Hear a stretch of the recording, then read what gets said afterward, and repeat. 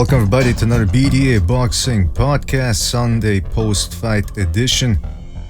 This is your host, Mr. BDA, and along with me, as always, my co-host, King Bucho. King, are you there? Now he's there. He's just having trouble with his microphone, I think. That's what he told me.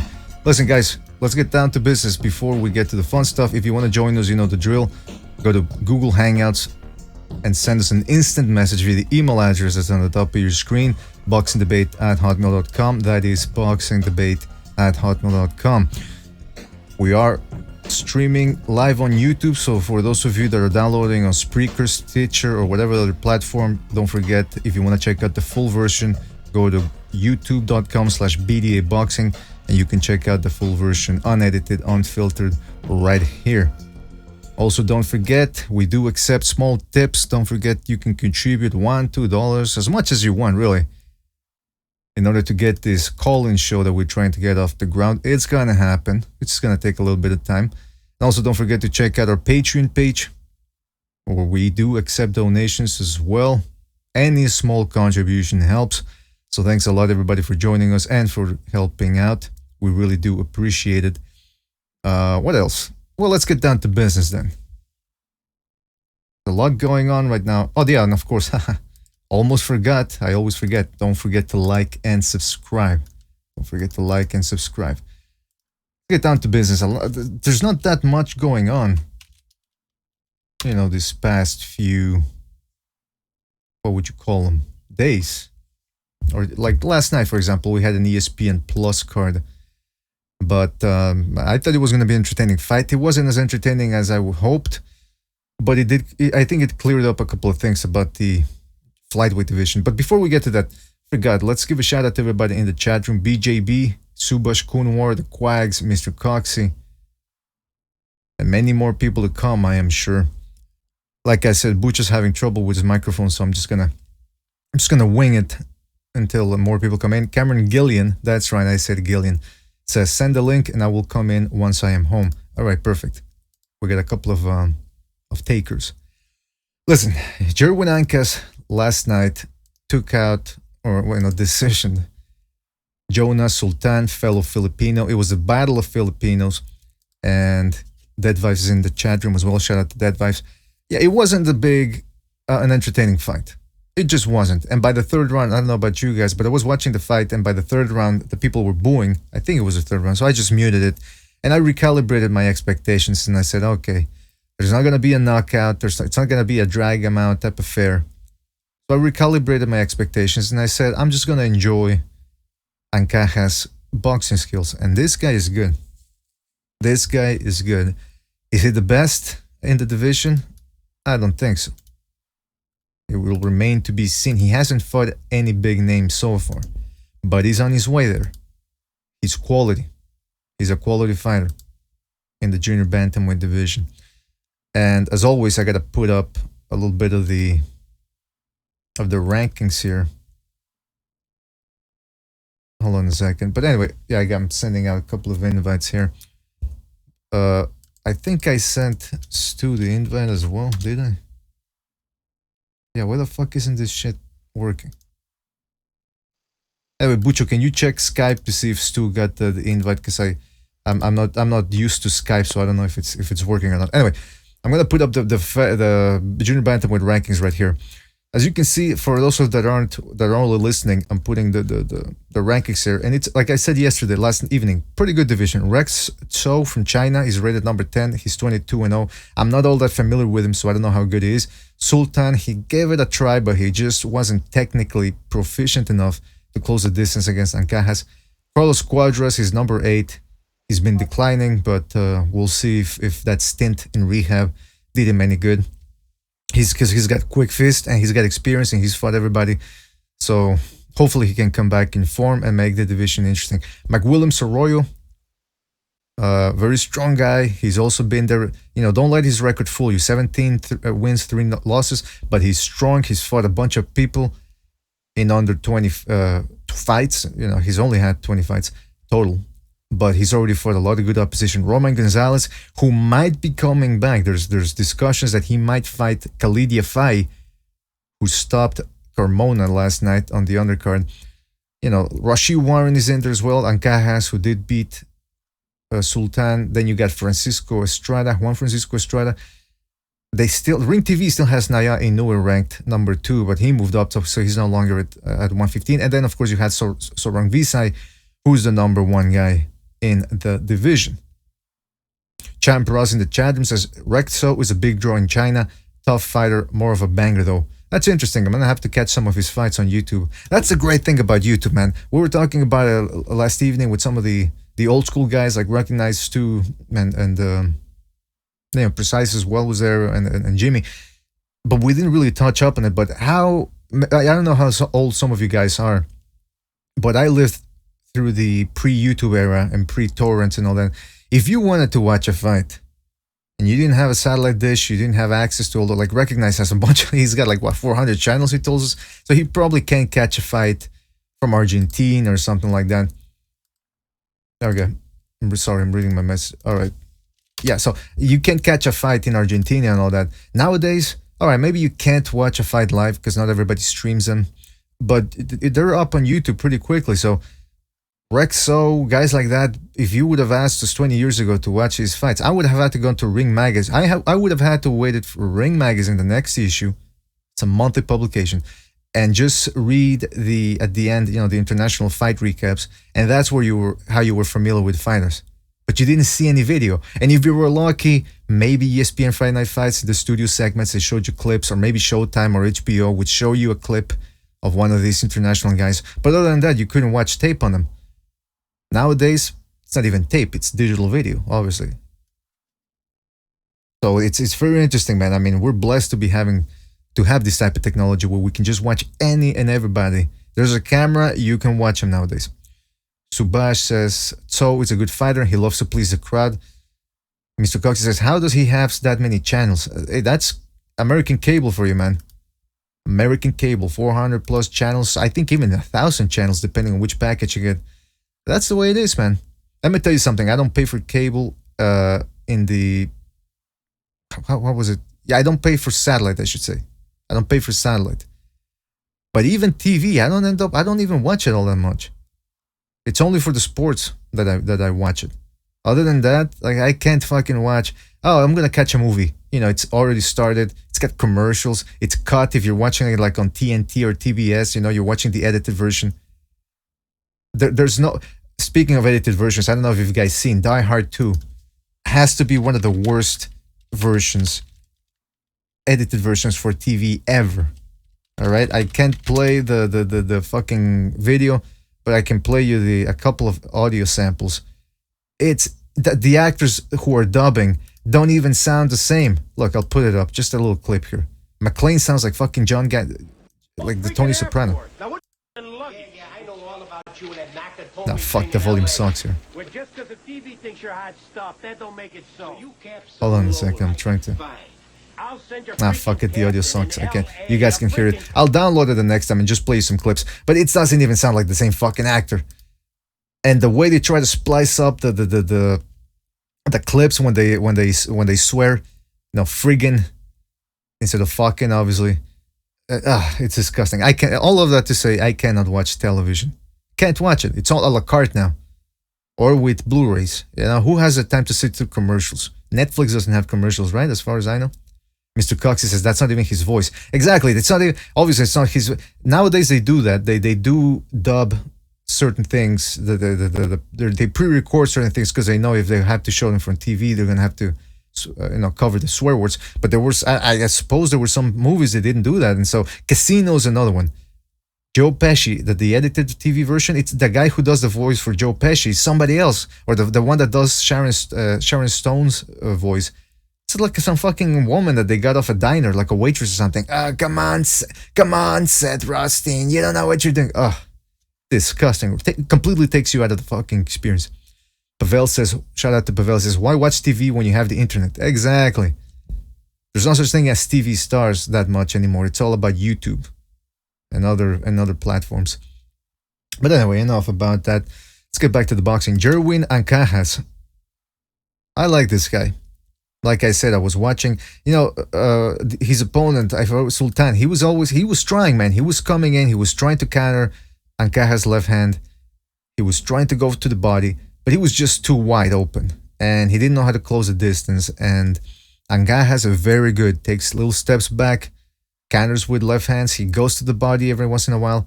Like every time Sultan made it past the left hand, he would Ancajas would hit him with the body shots. Oh, I see we got Boxing Known in the Hangout. Boxing, are you there? Yep. All right, good to have you on board, man. I'm just gonna call you Known instead of Boxing Unknown. That's fine. Yeah, all right. Yeah, I'm just. Did you catch the last night's fight? No, I didn't actually. I hear somebody crying in the background. I think that's how a lot of people felt watching last night's fight. It wasn't an entertaining fight. Listen, the crowd was booing, and there's two types of booing. There's the normal boo, people booing. Then there's when, and this is usually what happens when people get drunk, I think, or when the fighters never step it up. There's like the boo, boo, and then you hear angry booing. People actually putting some sort of inflection on the boo, like the boo, boo, and then you hear somebody go boo. Like, geez, Luis, just take it easy, man. But that's the type of booing we were hearing last night. Who was it fighting? Jerwin Ancajas was fighting, Filipino guy, was fighting Jonas Sultan, another Filipino.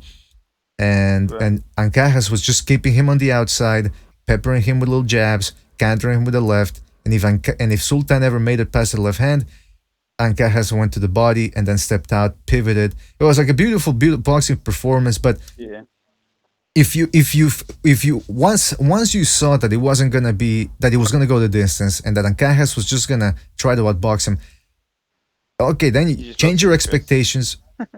Well, yeah, just change your expectations and enjoy it as a boxing demonstration, and that's it. But if you're expecting both guys to start slugging it out because the crowd is booing, or because if the people in the crowd expected a slugfest and they thought that both guys were gonna change their plan based off the booing, then that's it. You're never gonna enjoy the fight. But it was a good exhibition of boxing from Ancajas, and I liked it. And by the way, there's always a positive to a boxing match. But you have to change, like I'm saying, you have to change your expectations, right? Like you can't. Yeah. Like you can't expect him to all of a sudden start trading. It's not gonna. You as an experienced boxing fan, you should know. All right, it's gonna be this way. Just take it for what it is, and if you don't like it, change the channel, or watch something else, or go to sleep. By the way, we got Boxing Junkie on the line as well. Boxing Junkie, are you there? And for a Boxing Junkie, I sure as fuck missed the fight too. What happened? You fall asleep or something? Or? Actually, I forgot it was even on. By the way, that's the thing. It was on because I don't get ESPN here in Canada. I mean, there's ESPN, but was it on ESPN Plus? Is that an application or is that a channel?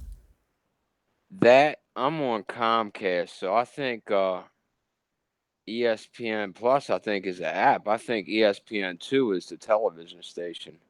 So wait a minute. So then that means that Crawford versus Horn, it's gonna be on an app. Jeez Louise. And we have to buy that app, I believe. See, that's the thing with the whole. Yeah, go ahead.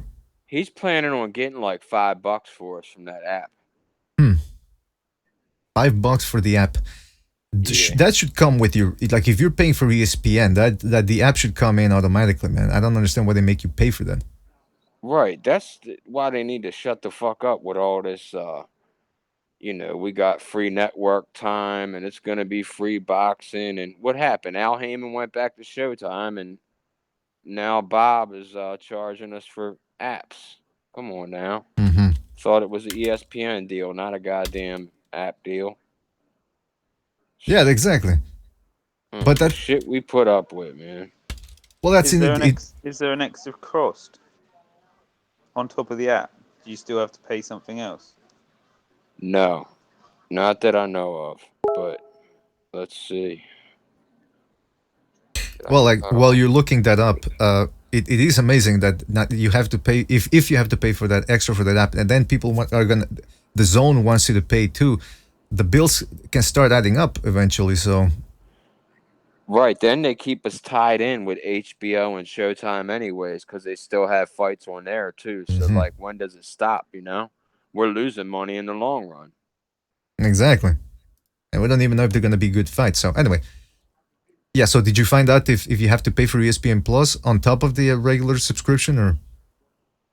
Oh, someone else is gonna have to look that up, man. I'm on an iPhone, and if I go to Google, I'm gonna have to hop back on.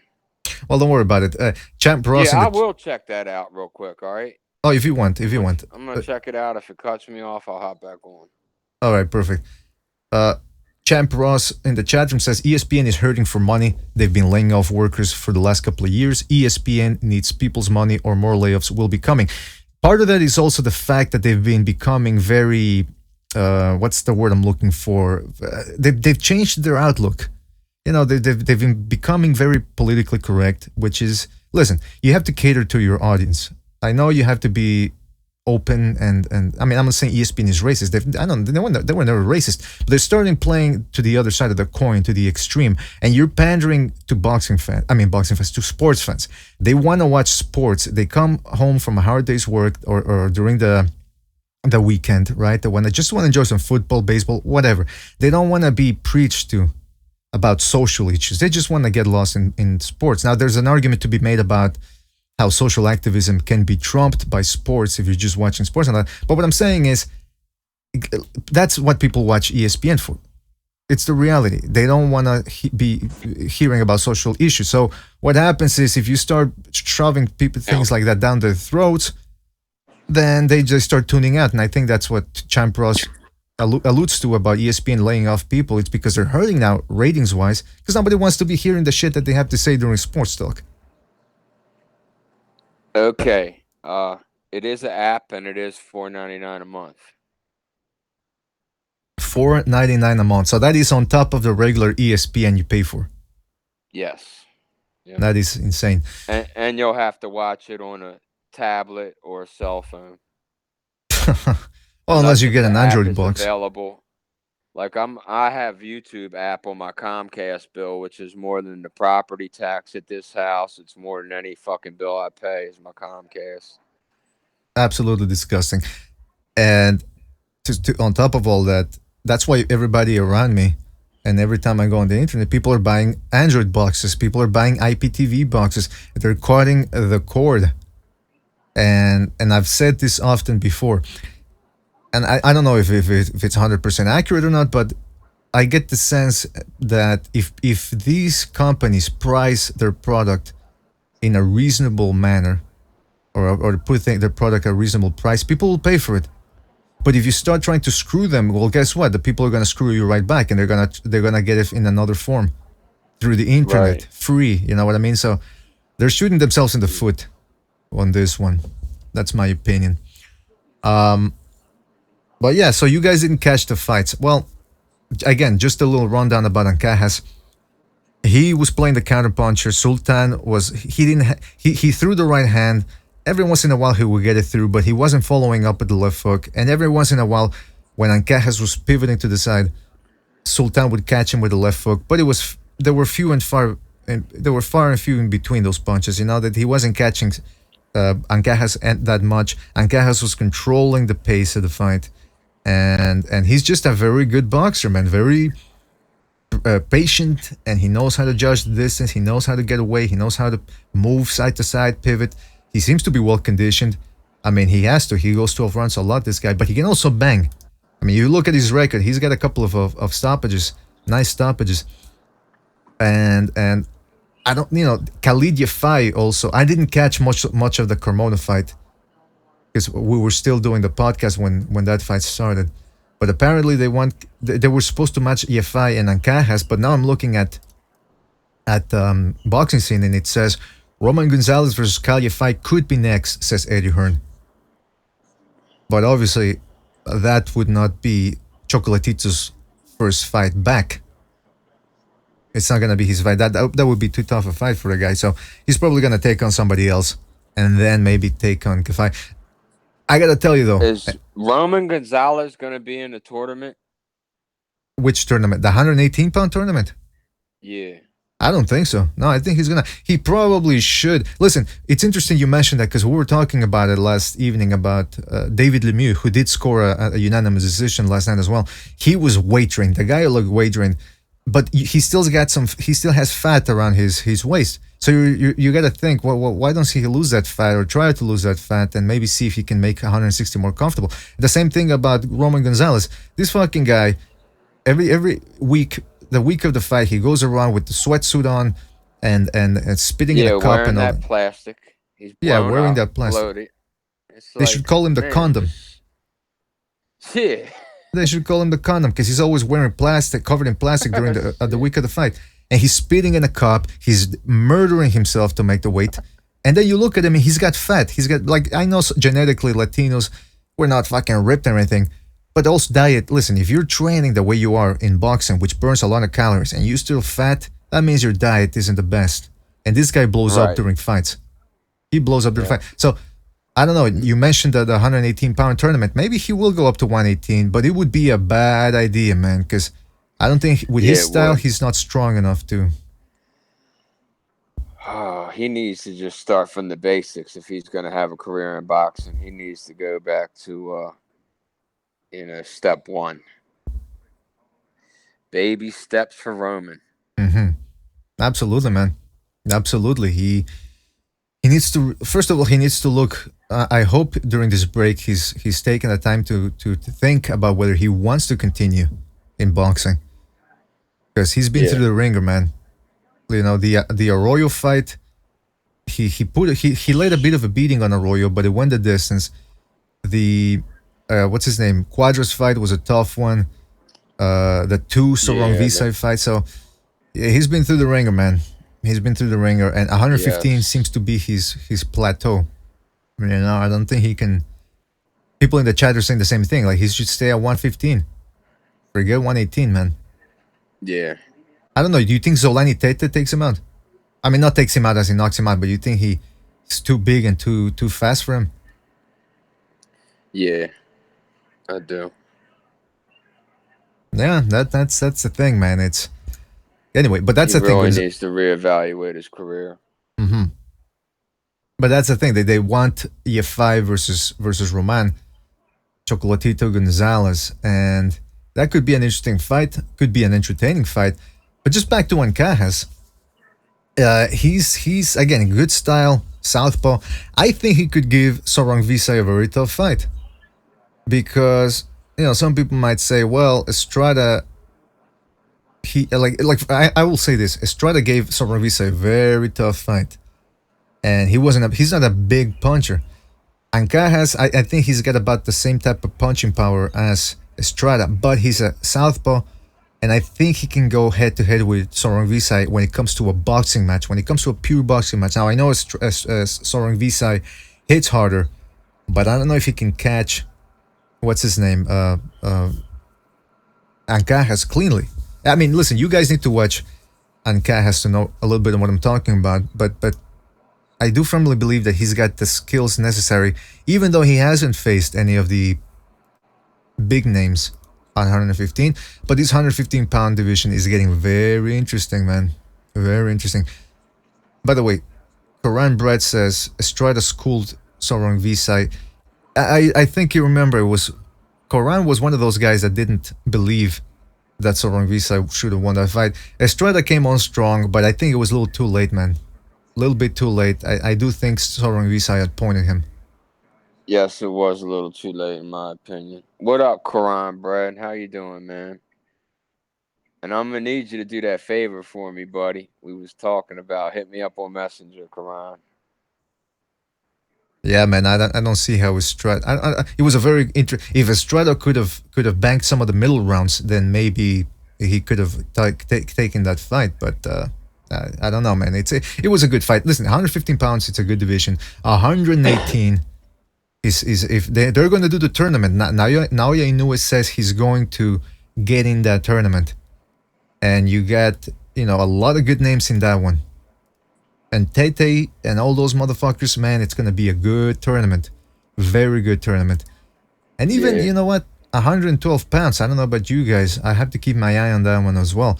if anybody comes up from that division, it could be an interesting one as well.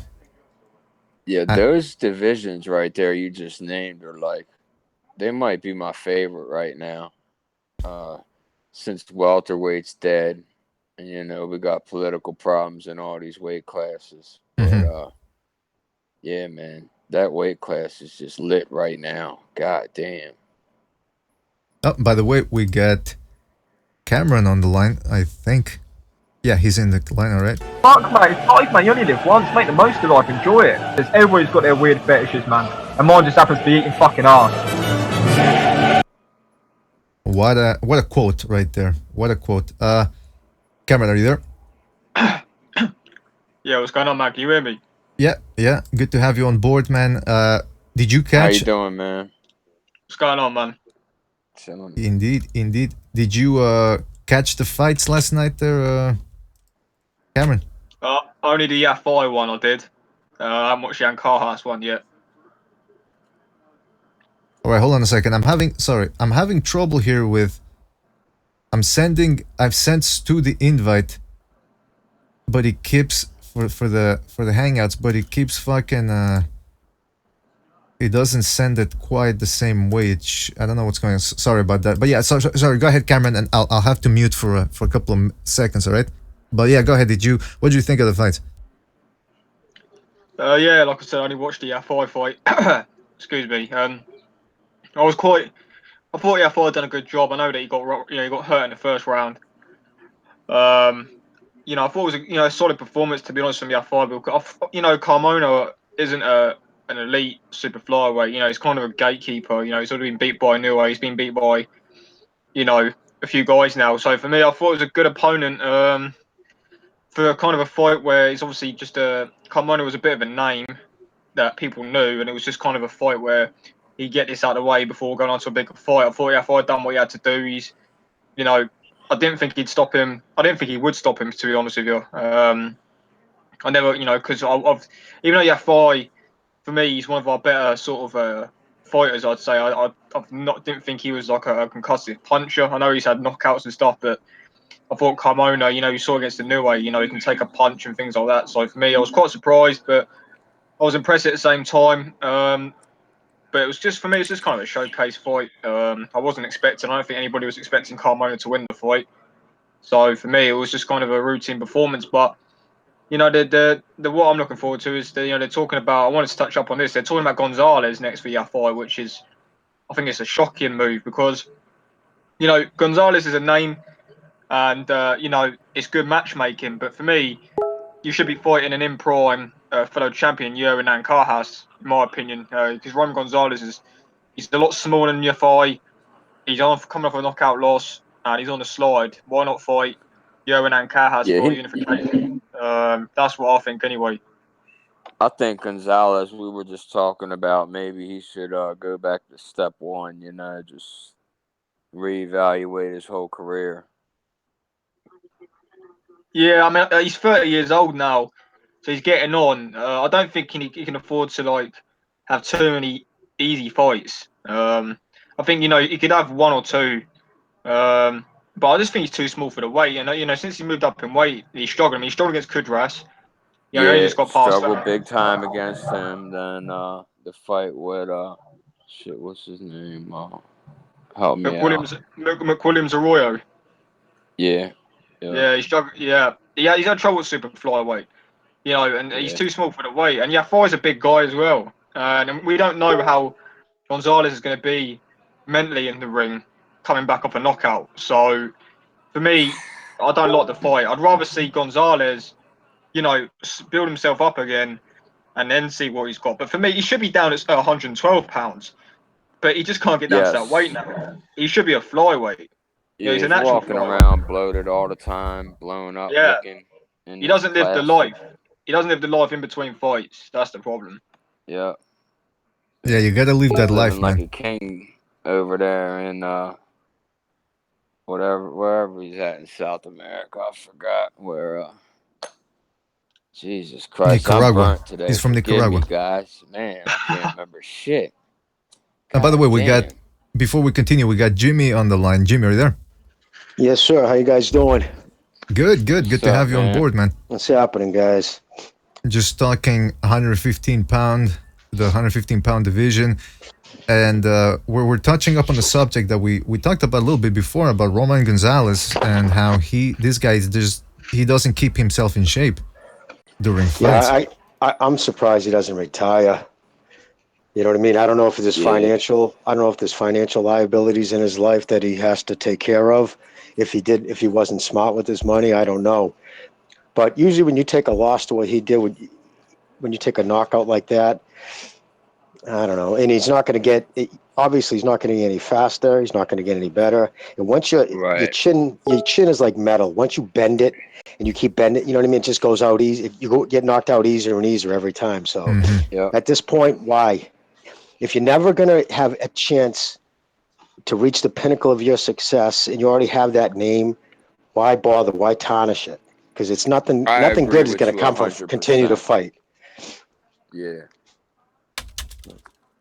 It's Do interesting. you Yeah, think I agree with if he that. retired that he might have a chance to go into the Hall of Fame Oh yeah, 100%. I think he will. based Yeah. on Oh what he yeah, Hall of did? Fame all Yeah. day, all I day, mean, it's absolutely. not even the fact, like, not even the fact what he done in the ring. You kind of transcended the sport. You know, all these guys. I've said this on Twitter a few times. You know, he put the lower divisions on the map in terms of a big US network of HBO. So all these guys that you see now, and Kaha Shafai, they're all on big HBO cards and things like that because Gonzalez put those divisions on the map. So even though he's Right. not fighting, There's no such thing as Superfly back in the day. You never would have had no, cards like that on HBO. exactly, Never. You're Right. lucky to exactly. get anything below lightweight. Mm-hmm. So Gonzalez, even though he wasn't on the last Superfly card, all those guys are on, were on that big card on HBO because of Gonzalez. Yeah, that's right, man. He brought the attention back to those lower weights. And that's why I'm glad that we have a guy like Reverse Lee who comes in here and gives us information about some of these lower guys that we might not be aware of. But by the way, before we continue, I just got to say that we do have Pavel is on the line and Stu as well finally made it in. I wasn't back I though. told you what's going to happen to wasn't Price. I told you he's going to be sleeping. I told you the ambulance is going to come. The oxygen mask is going to come out. I told you he's going to miss the main event. I told you all them things were going to happen. 'Cause That's right, gentlemen. Thanks for being aboard. Welcome aboard, I should say. What's happening? Good, How are you good. doing, gentlemen? Good to have you guys back you after doing? last evening. Yeah, just talking about Roman Gonzalez, and Cameron was saying how Roman Chocolatito Gonzalez brought people back into the lower weights. He really does have that fan-friendly style, as opposed to Ancajas. Ancajas is a good, solid fighter, but he's not gonna bring any fans to boxing. You know what I mean? He doesn't have that style. That doesn't mean he can't beat a guy like Sobrang Visay. So it's gonna be interesting to keep an eye on him. And just real quick, one last thing. This is another guy that reversely turned me onto, I should say, Kosei Tanaka at flyweight, 112 pounds. This guy is 11-0, 7 knockouts. He is the definition of dazzling. This guy is quick, in and out movement. He's a fucking phenom, this guy. And I think he's gonna keep an eye on him. He's gonna be making waves in the next couple of years. Maybe this year as well. What did you guys think about that kid last night on the FS1 card who won by knockout in the fourth round? I'd butcher his name if I said it. Begins with an N. It was the headline last night in that FS1 card. Eddie missed it, Ramirez. No, Argenis Mendes. At 126 pounds, 122 maybe. No. I'm looking it up. Tugstocked Nyambayar. He beat What? was that the one who beat Oscar Escabandon or Yes, sir. Skandon, yeah. yeah. I didn't catch that fight, man. I was watching the Mongolian ESPN. kid. Yeah, he looked pretty sharp. Yeah. I'll tell you. He looked sharp. tenth He looked like fight. he can hit. Yeah, that fight, I haven't watched the fight yet, but I caught clips of it. Beating Oscar in his 10th fight, that guy's going places. Yeah, man. Yeah, no, that's, I was impressed. Sorry, BDA. now, just to tell people who he is, he's a guy from Mongolia. He's 25 years old, 10 wins, 9 knockouts. He knocked out Oscar Skandon, who's a tough guy. You know, Gary Russell Jr.'s taking him out as well. But like Cameron said, pretty impressive that a guy with under 10 fights is able to be this powerful. I mean, This young guys, like, you didn't see this back in the day, man. You didn't see these guys from Mongolia and Kazakhstan, and they didn't come over to the pro ranks. Now they're doing it, and boxing is turning into a better sport, man. With all these new guys coming in from the places that they turned after amateurs, they didn't turn pro, and now they are, and it's fucking great, man. Yeah, I love it open to the world instead of just being a U.S. dominated sport. It took the communist bloc countries because they didn't allow it, really. You know what I mean? For all these countries now, from Triple G to Lomachenko to this kid we're talking about now, they wouldn't even allow him to be a pro before. Yeah. You know? So that's a difference. So it took about one generation what the wall fell in. Jeez, already. Oh, man. Yeah, already. All right, guys, just jump back in. I want to finish what I want to hear. All right, Jimmy's back. Have you Googled BDA? Have you kind of done any research on potentially why people drop off their hangouts? It's because it's a full house. That's why. When you have more than a certain number, when you have more than a certain number of people, that's what happens. All right, so sorry, Jimmy. Continue what you were saying, man, please. About the wall falling. No, I was saying 1989. If you look at all these ages, this kid's 25, right? 26 years old. So if you look at all the ages of these kids, they're all born post-wall, and the wall came down, I think, in 89. So it's the first. Now they're all becoming adults, and so for the first time in Jesus Christ, 80 years, they're allowed to fight professionally. So I was curious when the wall came down if it was going to affect it. I had no idea it was going to affect it the way it has. Pleasantly surprised. Let me tell you something. I used to fantasize about the Soviet Union coming over and making it in the professional ranks, and or the Cubans too, and I said, nah, it's not gonna happen. Well, lo and behold, 15 years later, you got fucking a bunch of Cubans turning pro, you got people from Eastern Europe coming over. I mean, it's really turning into a more complete sport with this mix of styles, man. Yeah. I remember one of the first ones I really noticed would have been Vitaly Klitschko, probably coming out of that area. And yeah, man, I couldn't wait for them to come over back then. It took a little while, but it was well worth it. Yeah, wait till the next wave that comes over, man. Shit. Yeah, and man. We've been blessed with the Asian countries, with Manny Pacquiao and these fighters from Japan. Man, they fucking fight their fucking heart out, man. Yeah, I think the days of the U.S. dominating this sport are in the rearview mirror. I don't think they'll ever see U.S. domination the way it was. It's too open now. And especially boxing, it just tends to be where it's economically depressed. They don't, like what we said before, they don't usually get kids out of prep schools to come fight. It's usually kids who fight their way out of areas that nothing else is offered to them. You know what I mean? Like, this is if you want to make it. So that's why a lot of those, like Mongolia, I don't know how economically depressed it is, but looks pretty vast and empty to me. Yeah. Yeah, it is, man. And as most poor countries, the government is corrupt as fuck. So when you have those type of conditions and you're good at something, whether it's boxing, whatever, you're gonna try to make it out of there the only way you can with the only weapon you have, and that's the boxing. So, but Mongolia never even had a world champion. I think the first world titleist they had was the guy that Juan Diaz beat. Fuck, what was his name? Back in 2004, it was some Mongolian guy. And his first 12-rounder was when on his fourth fight. In his fourth professional fight, or second, I think, he went 12 rounds. Like, they don't baby you in Mongolia, man. Second fight, going over 12 rounds, man. Jeez, I mean, that's insanity right there. But it's interesting what we're talking about. In one episode, we're talking about how you need to have nothing going in your life.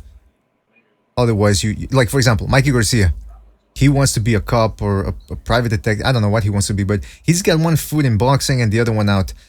And that could be detrimental to his performances, because let's say he gets into a tough fight and it comes down to how bad he wants it. In fact, there's people out there that believe he quit against Orlando Salido. So I am one of them. Well, there you go. So yeah, the Salido fight, man, he's lucky that that his brother had them politics straight in that arena that night. Yeah,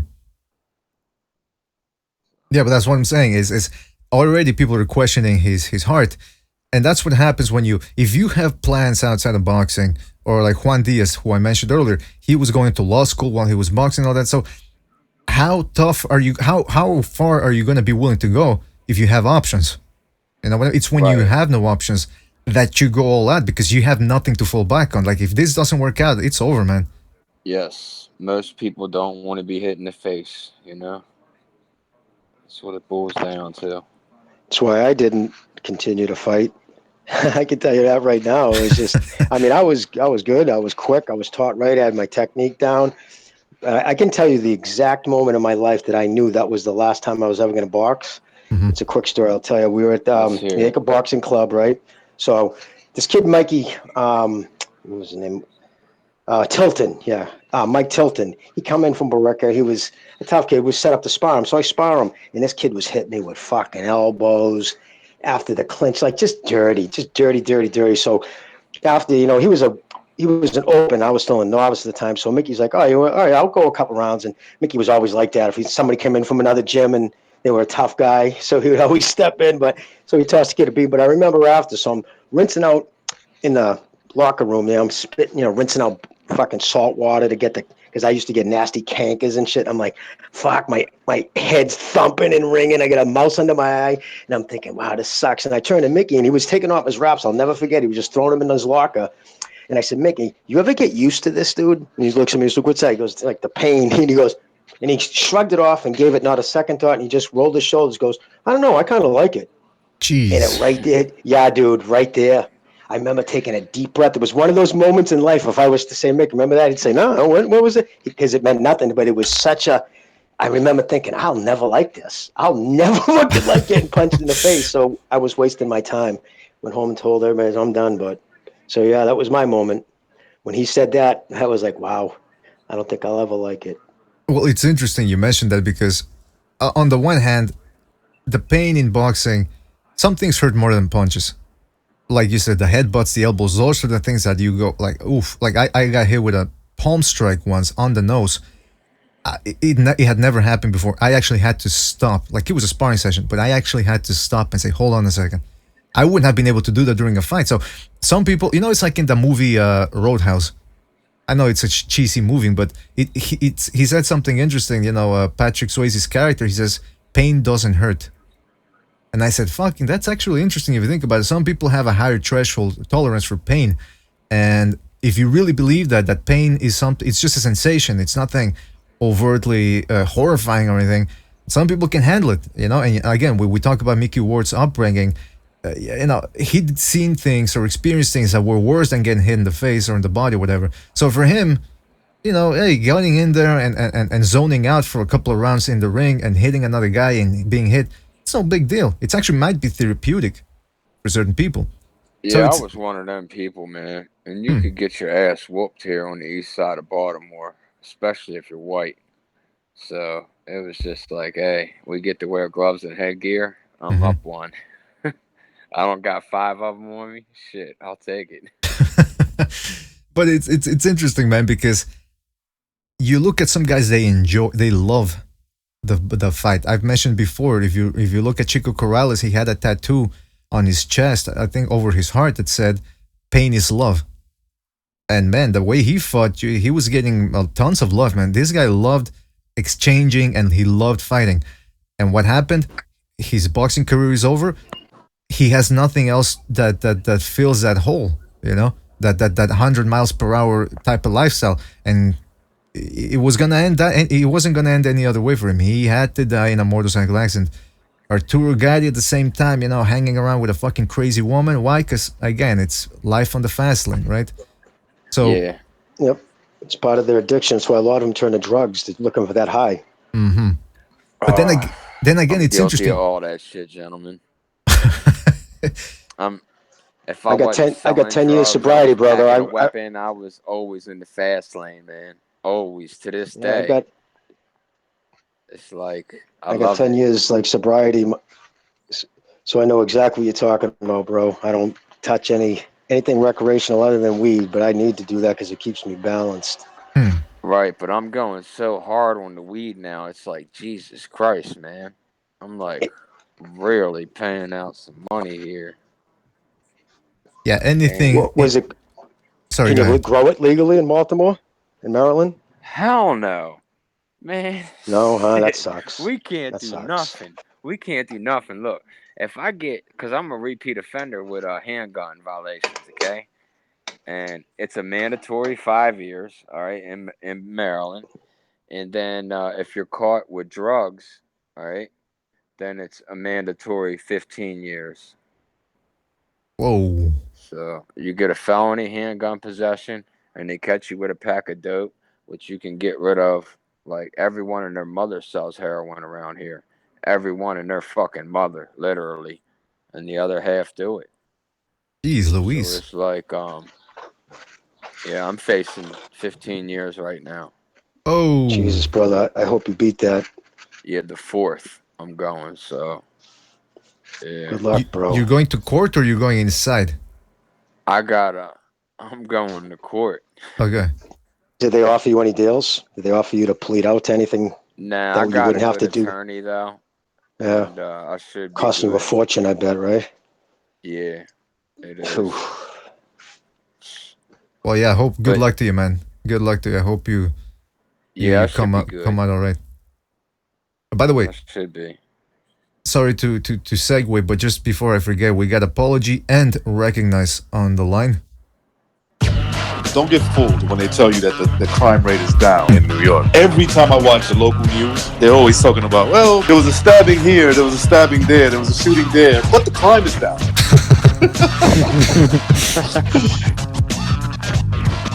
All right, gentlemen, thank you for being on the show. Good to have you on board. More shit coming on here. What's up, guys? What's up, What's going on, brother? Hello, everybody.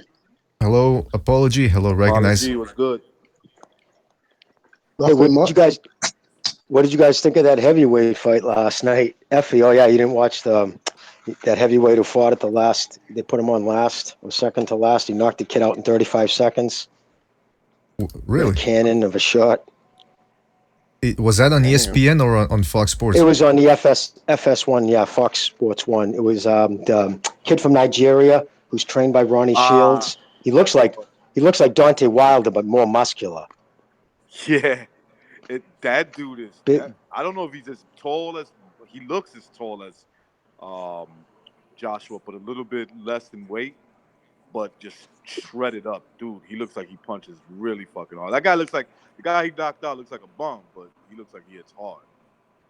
This fucking guy looks like, I'm putting his picture up on the screen. He looks a bit like Anthony Joshua, except darker. He's 24 years old. He's from Nigeria too, right? He's a Nigerian. Yeah, I'm familiar with this guy. 6'5", 6'5". My only question is this, and I'm not trying to be, throw dispersions, but I've heard too much from other people. He trains with Ronnie Shields. Ronnie Shields from Texas, who handles the Charlos. And I'm telling you, I've heard this from other fighters, and they say drug den. Bunch of steroids going in and out of that gym. And I'll tell you right now, you look at that dude, he's a couple of months away from competing for bodybuilding. I mean, this dude's jacked. The only thing I would say about Ronnie Shields is I wouldn't trust him when it comes to a big fight, especially if it's an American named fighter. I would tell that Nigerian kid, maybe he should start looking for a new trainer. That's all I got to say. A little conspiracy twist to it. But, the steroid thing I don't care about, because I feel like all these guys are on it. But dude looks like a fucking puncher. Like, yeah, he can punch. Yeah, when you catch the fight, like I said, the last 35 seconds, it's all over Twitter. I saw it this morning, the whole fight. People have tweeted out, but it's the kid come in. I mean, this kid was like a KO waiting to happen. I mean, running with his head up. I mean, but the first right hand that kid touched him with, it bounced his head literally off the canvas like a basketball. He felt bad for him. That's how hard. Yeah, I did. Yes, he did. He went over and he kneeled down. He showed respect. I like that. He didn't act like a donkey, but he's an African kid. He didn't, no gyrating his hips over his downed opponent like, Davis. Right. It's another athlete. You knocked him out. Great. Instead of, he went over and he did the right thing. He showed concern. He didn't cheer until he made sure he was all right. But he actually looked kind of disgusted, too, at the same time. He went to the corner and he looked down at the guy, looked at Shields and shook his head like, come on. So they got to up his competition. They got to get him in some live bullets. 24, man. 24. He's 24 years old. The future looks bright for him. And it's interesting when people say, because some people were saying, well, after if Anthony Joshua and Wilder get it on, what's next after that? It's over. It's not over. You got a bunch of big names, and I mean, you have Povetkin, Baby Miller. I'm not saying Baby Miller beats both those guys, but at least it would make for interesting fights. And now you have this Nigerian guy, Efe. What's his name again? Efe Ajagba. You have James Joyce, or not James Joyce, Joey, whatever his name is, Joyce guy, and that other heavyweight, the Dubois. So there's always somebody new coming up, man. I'm not saying these guys are going to be the real deal, but at least there's potential there for somebody to challenge. Well, I'll tell you right now, I don't care if you can be a bum, all right? I mean, that guy might have been a KO or, ordered up for him, that kid Long he fought. But I'll tell you, it doesn't matter. I mean, that kid's got a right hand. And if he looks as good, because he looked good, his movement looked good, his balance looked good, and it was an effortless right hand and absolutely knocked that dude the fuck out. So this kid's legit. I mean, if they handle him right and his career trajectory goes right, this kid's going to be a force to be dealt with, I think. Mm-hmm. Yeah, man. Let's keep an eye on him. I didn't even know about him until you guys. See, that's why I love doing this show, because I get to hear about guys that I don't watch or that I never knew existed. So we'll keep an eye on that guy for sure, man. And I tell you, the heavyweight division in boxing, whatever, it always creates new fighters. It's never over. The ride never ends. All right. Yeah. So some people complain about, there's no big names in boxing, or there's no more contenders in a certain division. There's always somebody coming up. Just wait, and they'll come up. All right. Yeah. By the way, recognize Champ Ross says Jim. No, that was. Yeah, I think it was to Recognize, it was to Jimmy, but can you elaborate on Shield's comment about the drugs? I get the feeling Recognize didn't want to say anything more about that, but Jimmy, did you know more about that, or?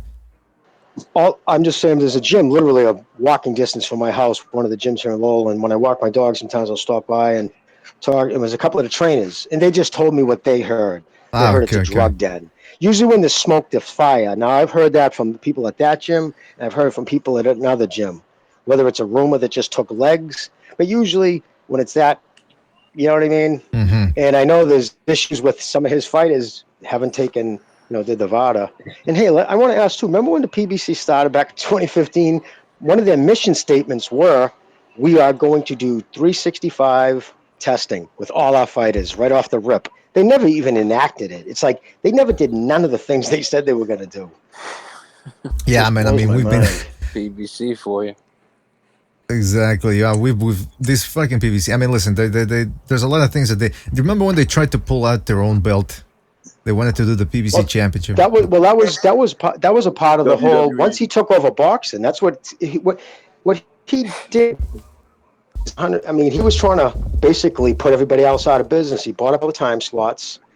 So nobody had any, place to put their fights. He didn't care who was fighting. He didn't care the geographical. He just wanted to flood it because that way it overpay the fighters. Because what happened in 2015? Remember how bleak 2016 was for boxing? Because nobody could afford to match what Heyman was paying these guys. So his plan was, I don't care what I do. I'm just going to flood the market. Everybody's going to not be able to compete, and I'm going to take this shit over. We'll have in-house belts. That was the whole thing. And when it failed.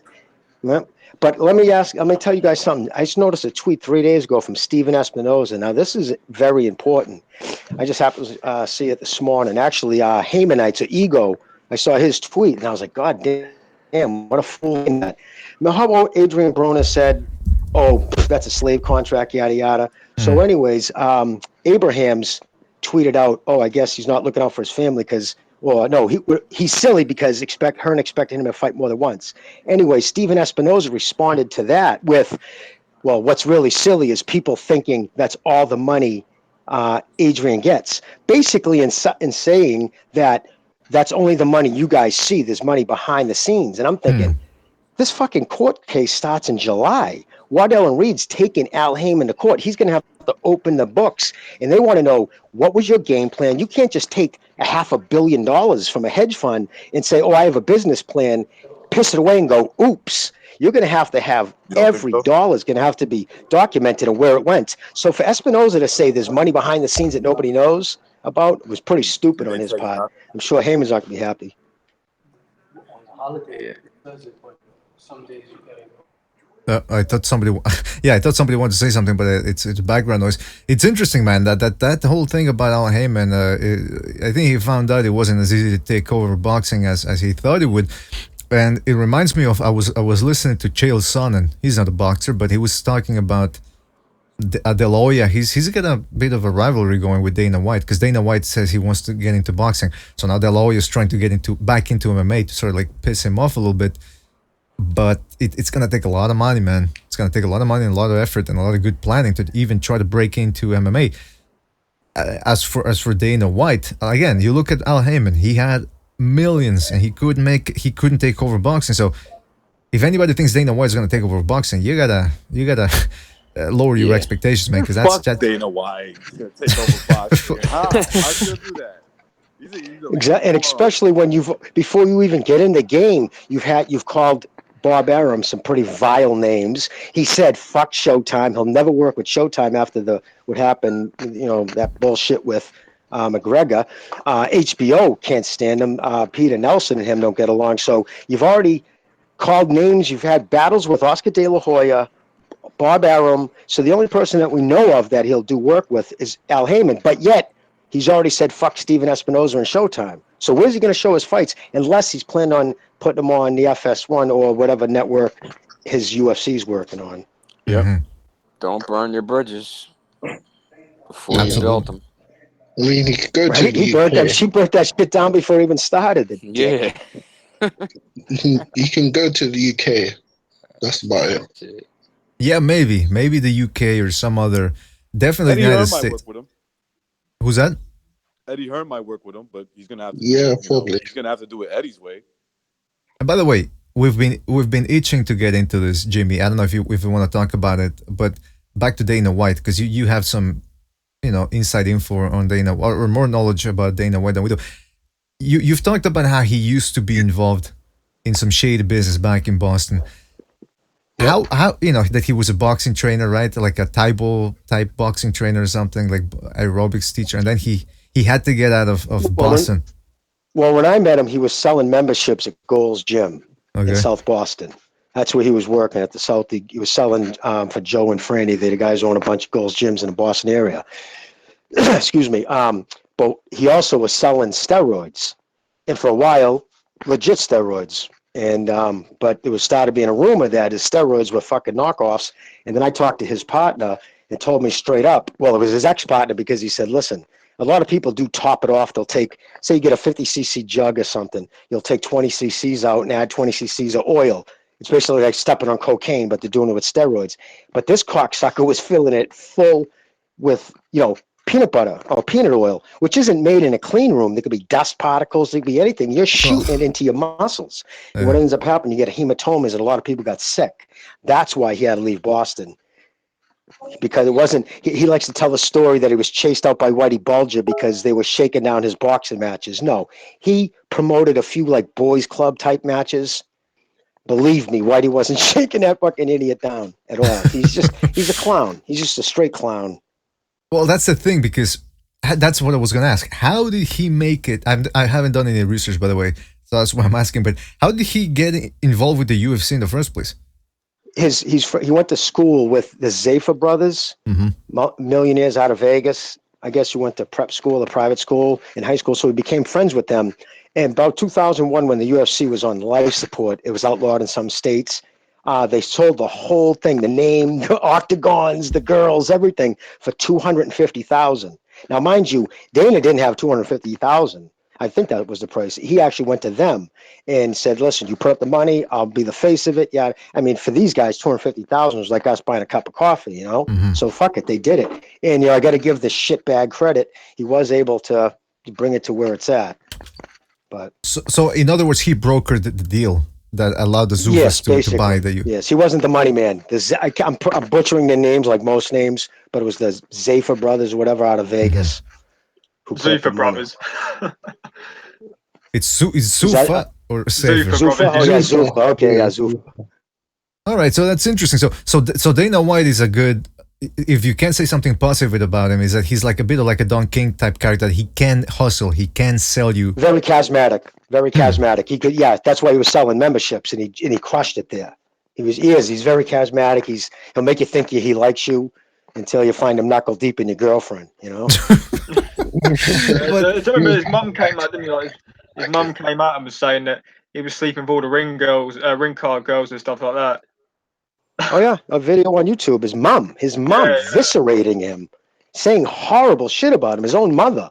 Listen, so you can take people could say, you know what, fuck that loudmouth Boston idiot. He don't know what he's talking about. Okay, I defer to his mom. End of story.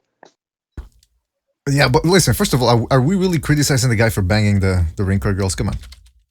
No, I Hell mean, no, not me. No one cares. I'll give him props for that. the thing is, man, like, No, but he's married. Dana White said that she basically came out and said all this stuff because she once he got rich and started getting money, she wanted money off him, and when he refused to give it to her, she started coming out of all this public bullshit. This is his words, and Listen, trying to put him in a bad light. When you look at these guys, these athletes, these promoters, these guys that make a lot of money, these women know that these men fuck other women. They know that. I mean, why else would a man want millions of dollars? Why else? It's called power, access. So I don't care about whether or not Dana White likes to bang broads on the side. That's for his wife and him to figure out one day. I don't think he has a wife, man. I don't think he has a wife, no. Well, I think he's married to himself. Every time he wakes up, he looks into the mirror. I mean, Eddie Hearn has got a wife. You know what I mean? He comes across as a completely different specimen to me. He seems like an actual family guy. You know what I'm saying? Whereas Dana White seems to me like he's just all about the money and bitches and hoes, and I kind of respect that a bit. Eddie Hearn looks like a playboy. To me. Yeah, he's probably banging ring girls as well. He looks like a playboy. Like he's got a few, he's got a few girls here and there. Quietly does it quiet, which, maybe it's respectable in a sense, but like Michelle Phelps. Huh? just saying. I would not go there. I heard that. I'm just joking, dude. I saw that on Twitter. I don't know her at all. I wouldn't go near Michelle Phelps at all, man. Like, even if she came up to me in some really hot lingerie, I wouldn't go there, man. You don't know who's been in there, man. A few boys, I assume. I don't believe that. I don't believe you. I mean, look, she's blocked me on Twitter. You know what I'm saying? And I got called a sexist and shit like that. But yeah, man, she's definitely. What did you do, Cameron? She's not bad looking, man. She's not a bad looking girl. She's not bad looking, man. But maybe she just has a bad reputation. I don't know. I mean, listen, man. Good looking women are good, man. Properly. They can be good looking, but if they've got taken a lot of cock, then it's a big turn off. I'm not saying that. Well, I mean, but if Cameron, let's be honest. A girl that we meet, if we don't know her reputation, we don't know what area she's from, there's a good chance she's taking a lot of cock. But yeah, of course, man. Yeah, of course. I mean, a lot of girls have. A lot of girls lie. You know what I'm saying? But for me, if you know the girl, if you know the girl, you know her reputation, it's a lot better. I mean, I live in a small town, so it's kind of, everybody knows each other. Yeah. So, but I agree with what you're saying, man. I mean, for me, there's rumors going around. Everybody's dropped off, but there's rumors going around. There's loads of rumors going around about Michelle Phelps. I'm not going to say anything like that. A lot of these women in boxing, there's a lot of rumors going around that they've been sleeping with fighters and to get access and stuff like that. A lot of it's probably true. Let's be honest, if a hot reporter comes up to you, basically puts it out to you that she basically wants to get you into bed. All right, Cameron, let's be real, man. If she started hitting on you, you would be begging for her to take a dump on your face the minute she started doing it. Come on. Listen, I think I don't know if John Gonzalez just entered the room, but I'm not sure you're directing that to him. I just said you, Cameron. Come on, don't try to play. I know you had to play it cool, but come on. She ain't. Listen, man, I wouldn't go near Michelle Phelps. That's a fact. Yeah, me neither. Well, you wouldn't go near any woman. You're a Mikta. Yeah, but apology. You don't go near any woman. You're a Mikta. Well, can I just say, you know what I find kind of cheesy though? You know what I mean? I'm a little. I think it's a little. Oh, am I muted? No, I think it's a little cheesy that like you want to be taken serious, and she gets offended if she's not taken serious as a boxing reporter. then don't post fucking pictures of you fucking in panties and shit. I'm not saying that I don't look at it, but if you want to be taken serious, especially there's some good, young, talented people out there who just not. But you know what? She's got 80,000 people on Twitter, and she's got, it is what it is. It's because she's got fucking nice tits and ass. But then, fine, whatever. You want to use what God gave you to make what you got to get. You do what you got to do, but don't get offended when you're called out for it. That's all.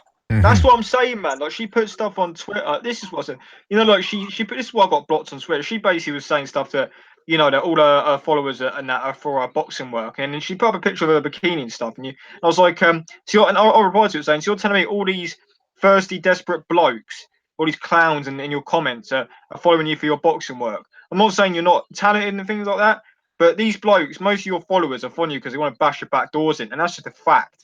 That's not me being harsh. That's just the brutal truth of it. That's just the way it is. That's the instincts of men. They want to fuck. Her work would speak for herself. She would have 70,000 followers without putting panty shots up if she was good. If all she did was boxing, if that's all, you know what I mean, she wouldn't be where she's at. I will say this.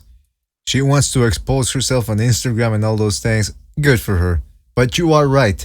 Yeah, if you're gonna expose yourself, then you can't go around and say, "Why isn't everybody taking me seriously?" Well, you're posting. I mean, if you're a male reporter, honey, they'll take you more serious.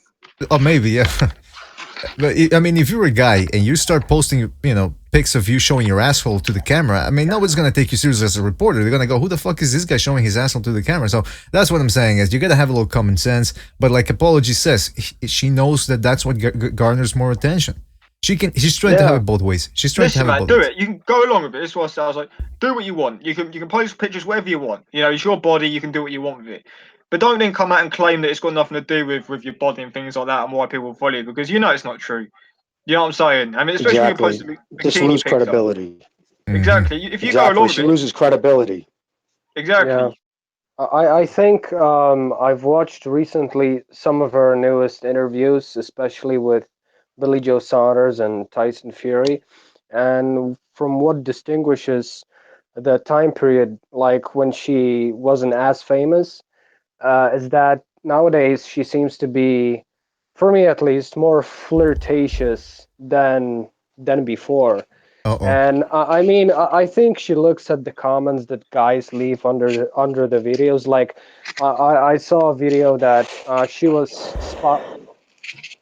sparring with Billy Joe, right? And bunch of thirsty guys was just commenting, "I bet Billy Joe bashes her back doors every day." In the caravan. Yeah.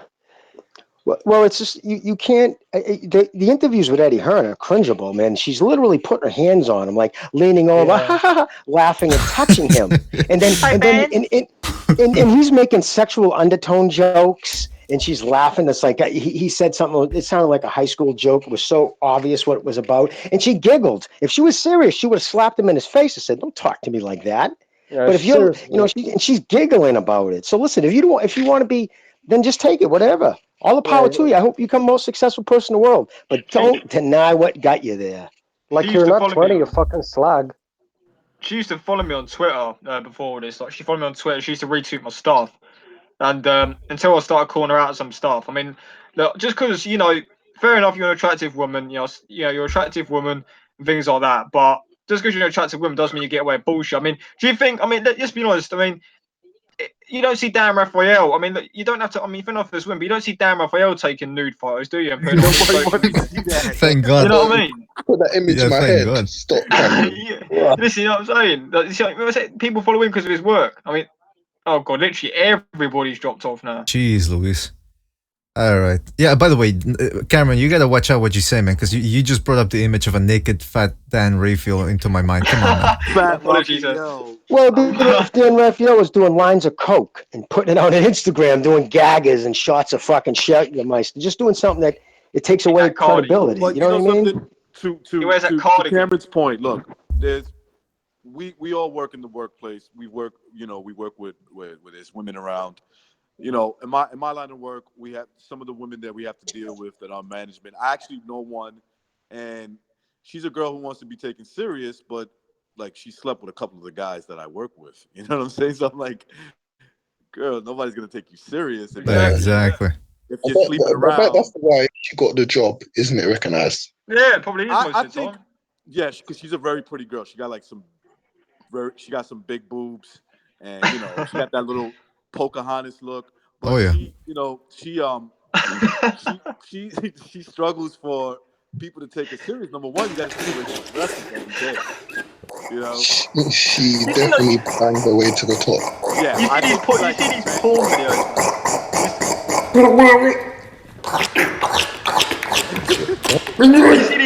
man. You see these porn videos, don't you? Like, you see like these porn videos sometimes where they do these fucking role play scenes and stuff like that where some person doesn't get the job and the girl don't get the job and she ends up fucking the boss and gets the job. This legit happens in real life. It does. Who's playing porn in the background? Come on. What the fuck is going on with this show, man? Yeah, who's playing porn in the background? Come on. What is this? But It's you, man. It's you, man. no, it's not Is me, that man. Gaia?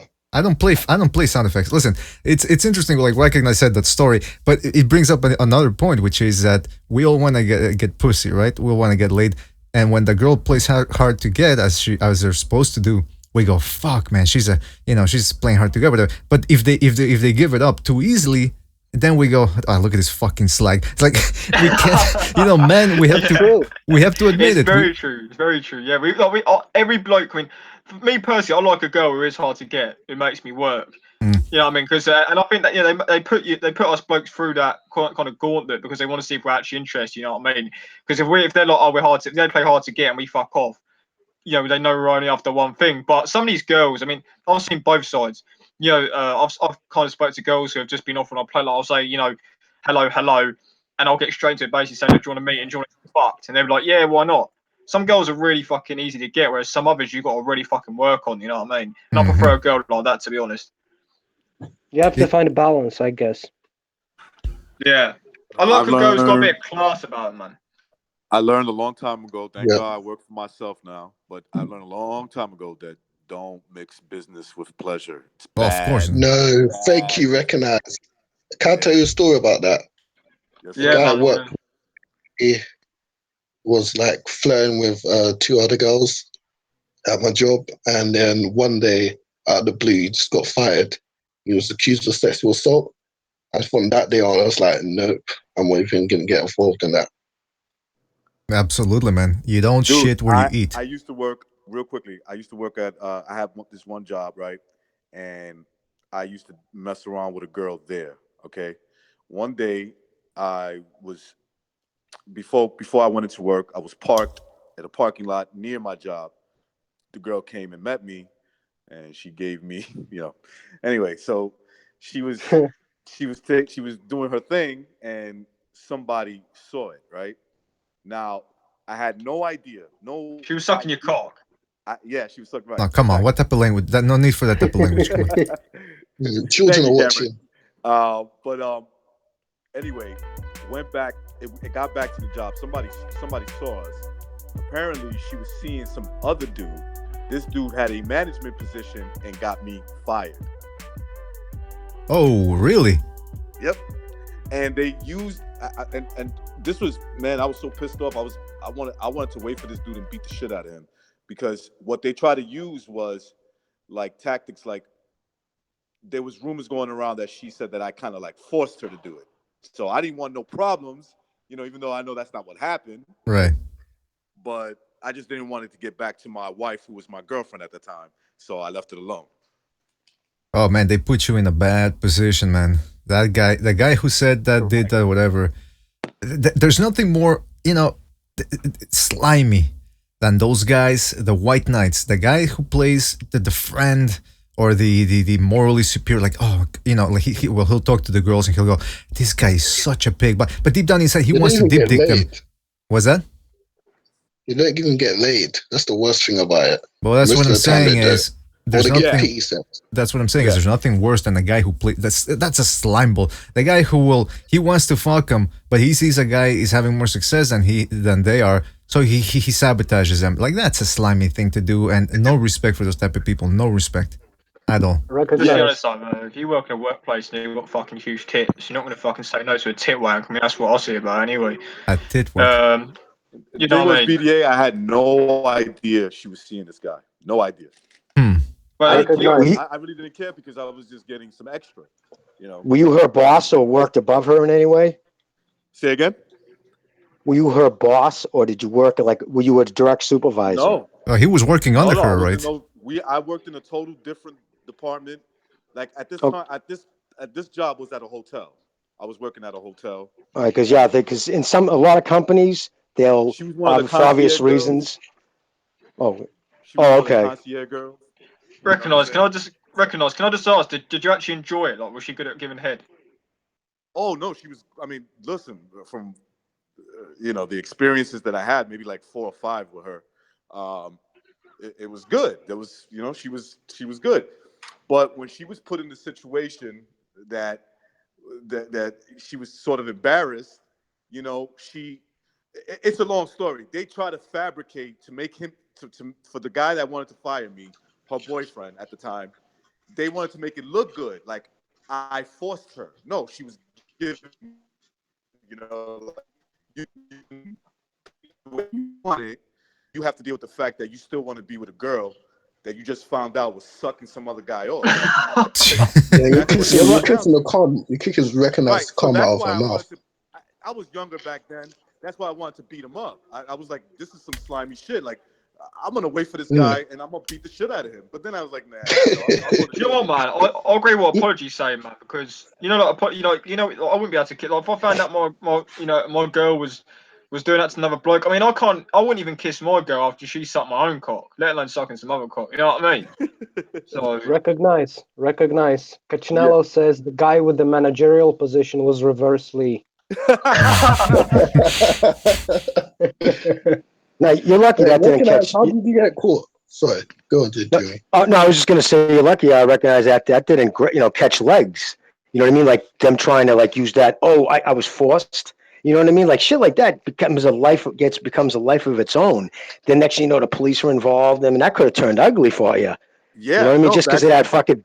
That's why I don't blame you smacking him. That could have grabbed the bit out of that. Jimmy, I remember. Okay, so at that point in my life, I was doing a big turnaround. Like I wasn't, I was working now. I was doing a lot of. I got into some trouble when I was younger. Okay, so I had a girlfriend who turned out to be my ex-wife now, and I didn't want no problems. When I heard that they were saying, look, she's saying you forced her. I'm like, what? They're like, yeah, they're saying that you forced her to give you, head. blowjob. So I'm like, no, fuck out of here. This is not even happening. But then when people, how people love to talk, they're like, dude, he's making that up. Because he felt embarrassed. Embarrassed. The guy felt embarrassed. You see, it goes back to never fuck around where you work at. Because you're dealing with different personalities. This guy felt embarrassed that the girl that he's into was I had no idea they were dating. I had no idea. The thing is, man, how I don't get it. How can you force a girl to give you head? The girl's got her tongue wrapped around your fucking girth, man. She's doing it. She's moving her own fucking head. You know what I mean? It's not you're fucking forcing the girl. I mean, she sat there fucking. You know what I'm saying, man. Just fuck it. Get what I'm saying? It's interesting that you guys are. By the way, recognize your volume was very low there, but it's interesting. We're talking about no, don't worry about it. People dropped off. Everybody dropped off now. Oh no, except Cameron's still there. Well, Jay, I was just gonna say before, or I'm gonna wait a little bit before everybody gets back up here. But there we go. How about now? Good. Okay, sorry about that. No, don't worry about it. But yeah, I was just going to say, we're talking about sexual harassment and all that. It's interesting. You see sexual harassment accusations in Hollywood, especially in Hollywood nowadays, in other professional sports. You never really see it in boxing. You never really see all these fucking female assistants or reporters going, this guy, he's a serial molester, whatever. It's almost as if boxers are just too fucking busy to go around harassing people. Or women, I should say. Well, they're training most of the year, so... I'm just I'm still on the call, man, but this Thompson Darren Till fight's just starting here, so I'm gonna be watching this. Let me watch that still. Till's Yeah, just gonna watch that as well. Till's just gone to the cage now. Oh The shit, I'm gonna watch cage. that as well. I'll be You on know, the call as well. Then. speaking, BDA, to your point about boxing, well, it's kind of antidated or outdated. With we still allow ring girls. That Mhm. holds a lot of corporate money. I remember back in the '90s, they were trying to get, I forget, it was AT&T or someone to sponsor it, and part of their deal was only if you get rid of the ring girls because it's too Oh, sexist, and that was 20 years ago. So boxing's the red light district where it's the kind of what makes it fun for me. exactly. And yeah, listen, people can say what they want about boxing and it's a corrupt sport, whatever. You don't see boxers going to nightclubs and shoot or strip clubs and shooting up the place. You don't see them driving into crowds of people. You don't see, you know what I mean? That you see that from coked up football players or basketball players. So every sport has its stains on it. But it seems like boxing is the punching bag. It's always boxing. Oh, boxing, something bad happens. It's always boxing. It's never gonna change. But who cares? As long, Easy target, yeah. low, But you low know hanging what? fruit. That's all it is. Exactly, it's low hanging fruit. But like somebody said at one point, he says, "Imagine, do you really want boxing to be mainstream again? Because then you're gonna have a lot of people that don't know shit about it, and they're just gonna call it. They're just gonna be a nuisance. Nuisance. They're not. They're gonna be bothering people with their lack of knowledge. And nah, you know what? Let's keep it a niche sport. I like how it is right now. I don't care if millions Yeah, of Well, people win. I think so too. Floyd never would have been the face of boxing. I mean, look what happened to Rice. He gave his woman a crack in the elevator. He never played football again. Now the NFL, NHL, and they've all adopted that. If you've been arrested for domestic, you're automatically suspended from the league until the court case. And if you're found guilty, the NHL doesn't let you back. So there, Oh, you know what I mean? So yeah, Yeah, that so whole Rice situation is a big example of that, Jimmy. It's like that. Good apology. Like the woman for Victor, I'm not justifying him beating her up, but like if women should know, like especially a professional athlete, you shouldn't provoke people like that. well, I mean, Well, still, it's listen, I agree. I'm sorry, BDA. Go ahead. Man. no. You go ahead. Go ahead. No, I was gonna say I agree. Look, we're men here, right? There's always I'm 6'2". It's probably I'm 6'2", 225. Maybe I shouldn't go up to a man who's 6'8", 300 and smack him in his face. I might suffer some serious damage. You understand what I'm saying? Or spit in his face. Mm-hmm. But does it take away from the fact that maybe that man lost his temper and put me in the hospital, and he works for a place where there's no tolerance for that? Maybe he should have thought about that. But at the same time, so I do see where apology's coming from. In terms of the moment, yeah, you should know better. Like at that very moment, you should know that if you run up to a crowd and start smacking or provoking a crowd and say, "Come on, take let's do this. I'll take all of you guys out." There's a good chance that you'll suffer some violence. Mm-hmm. Doesn't change the fact that that crowd maybe should have just let you be and say, "Get out of here," get lost, instead of putting bodily harm on you. And so at the same time, yeah, I do understand where apology's coming from. She spit in his face. You could see it. I think that's what it was, right? Apology. Didn't he spit in her face? Didn't she spit in his face and then he fucking knocked her out with one punch? I mean, She hit him as well, and then spat in his face, and then he knocked him out, knocked Well, her out. see, that's Right. where he fucked up. Because if she would have spat on my face, I would just lick that shit up, man, and say, "That's all you got, bitch." You gotta know how to handle things. You freak. You have to know how to handle things, man. And if you take, I if you agree. know, Yeah. yeah. And listen, this guy, that was the most interesting part about it. He knocked her out cold, and then when they both got, or when he was being taken away, or I think both of them were in handcuffs or something, and then they start making out. It's like, it's also the woman is also at fault here because she wants a guy that's out of control. That's like, yeah.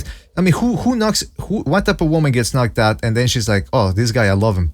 Like, she's fucked up in the head too. They're She's both fucked up in the head.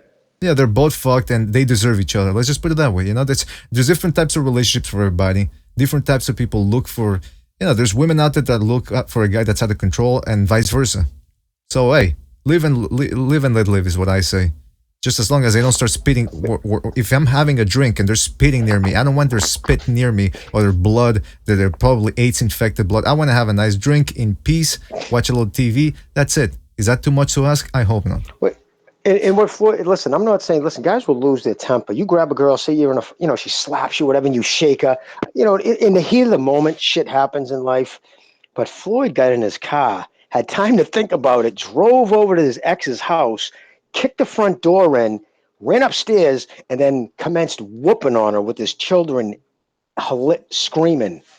So, you know what I mean? That's far from the heat of the moment. That was premeditated assault. Yeah, Floyd is a control freak. He's a control freak. Yeah, he is. Because this is a man. Let's be real. I mean, this is a man that was probably cheating on his baby moms with many different girls, right? Like he probably had so many. So when he found out that she was liking somebody else, and I think the guy fucked her. I think he was from the Chicago Bulls too.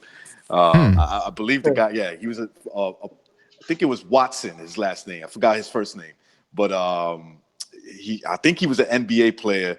So the whole thing was fucking with his mind. Listen, you don't have to be just like a man to understand what triggers a man's brain. I know what was in his brain. Okay, he's just picturing some guy much bigger than him fucking his girl. Oh. He's like, oh shit, so she must like it. On top of that, you know what I'm saying? So he probably went over there, premeditated, and beat the shit out of her because he's a control freak. This is a guy who's a control freak, and it's not an indictment on boxing. It's, No, because not at if all. it is, it could have been an indictment on anybody. I think boxers, for the most part, if you think for the actual amount of assaults, if you were to do it, like break it down statistically, as far as athletes go, I think boxers tend to be some of the more non-violent guys in the street.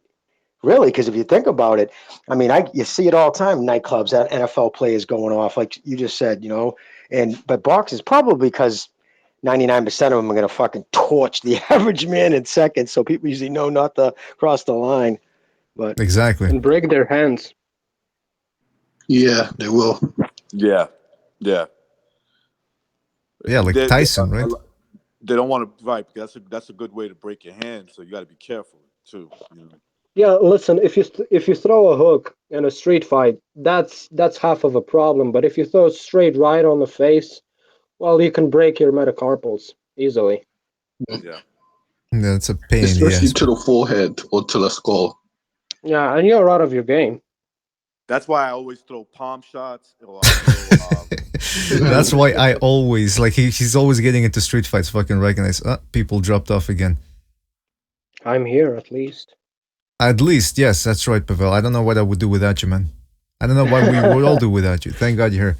But yeah, by the way, guys, if somebody can take the reins for a couple of just 2 minutes, I gotta get some more tea here, right? So if you can keep the conversation going, I'll be right back, right, guys? Yeah, sure. Perfect. I don't know. I mentioned in the chat, like, this is one of the shortest boxing podcasts. We talked for 45 minutes and then we switched on to sexual harassment and dick sucking. So maybe we can I've got a tweet by Eric Gomez, from Golden Boy. And he says that Canelo Triple G rematch is dead because of Triple G's ridiculous demands, right? And I'm like, what the fuck? And he says, we are moving on. I do believe Golovkin is scared because it's been one excuse after another. With what they came back with on Thursday, they clearly want to kill the fight. I'm like, dude, get the fuck out of here. Yeah. What do you guys think? Well, what are the demands? Did they even say what the demands were? I think they demanded 50-50. And they say, and That's so Golden Boy crazy. said, yeah. that means he's scared. I mean, what the fuck are these guys? They're delusional, man. Yeah. And you know what? There's gonna be people that support it, and there's gonna, it is what it is, man. There's gonna be people say, yeah, that's proof positive that Golovkin is afraid of Canelo, that he wants 50-50. Yeah. Yeah, you know what? There still will be people who will swallow the spurt out of the, out of the guys from Golden Boy, out of the guys' dicks. So, I mean, there'll always be groupies, like you said. So, shit, I don't know.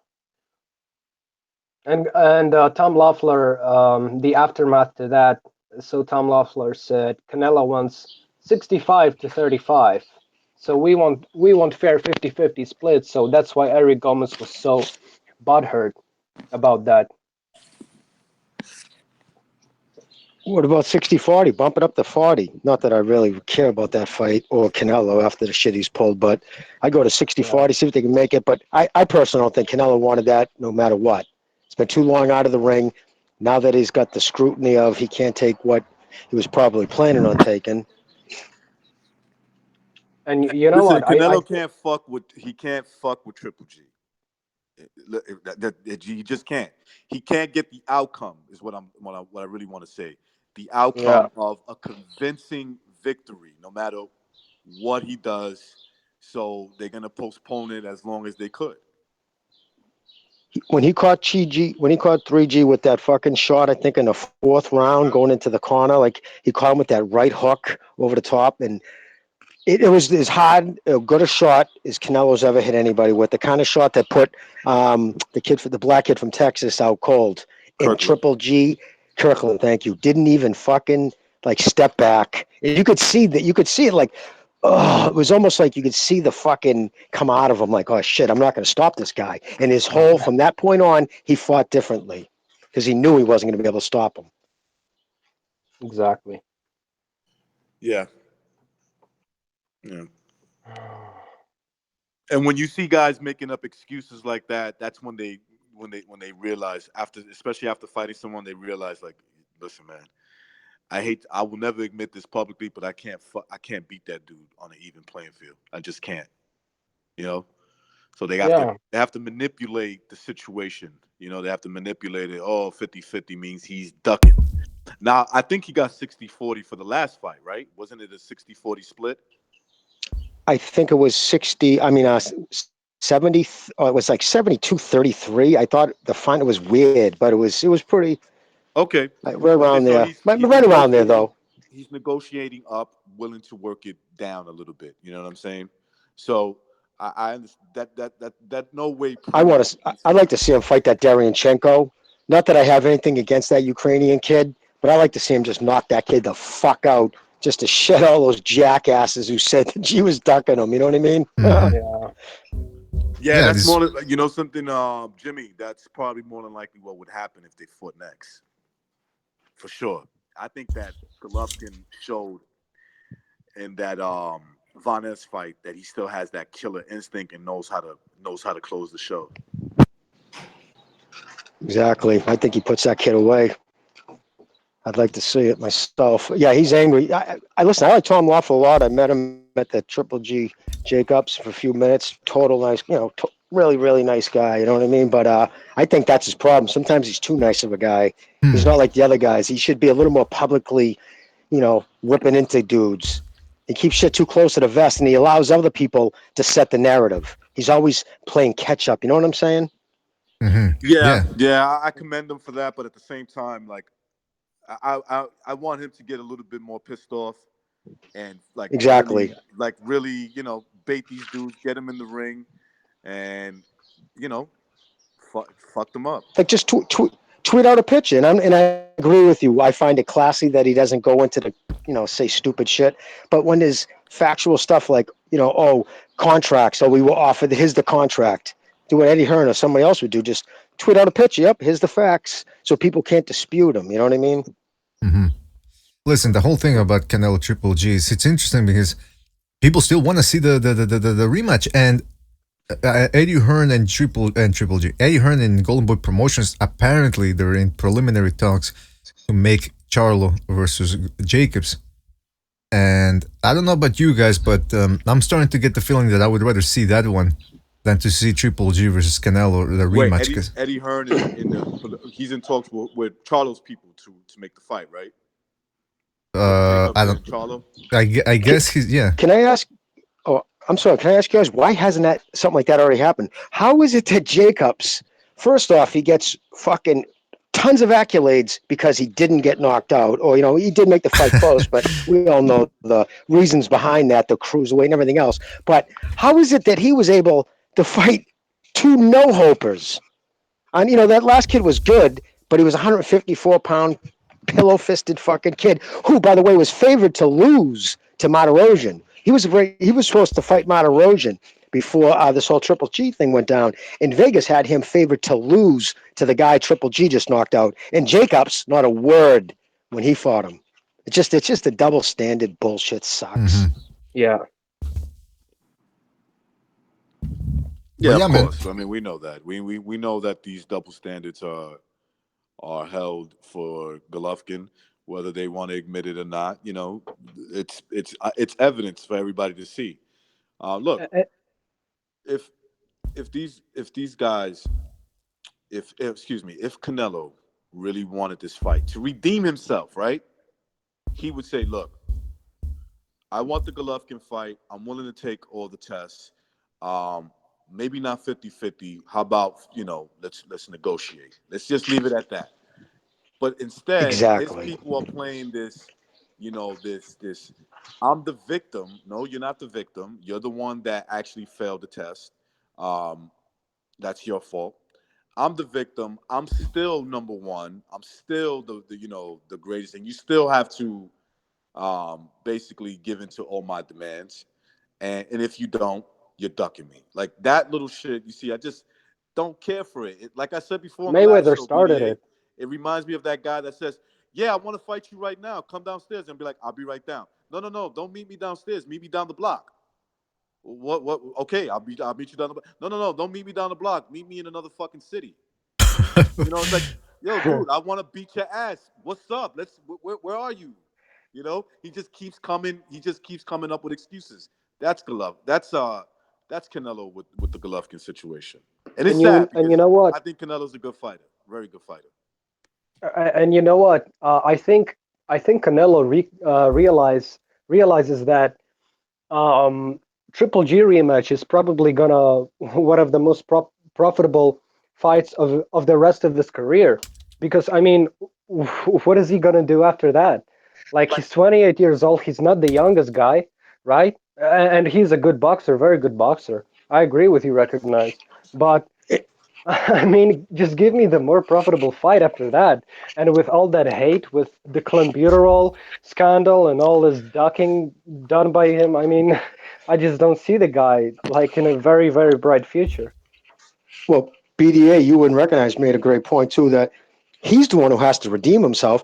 Listen, we're all fans, one thing, but it's like even the amongst people who he respects, Canelo, think he lost. So regardless of all, we can say is what he knows that everybody thinks he lost or knows he lost that first fight.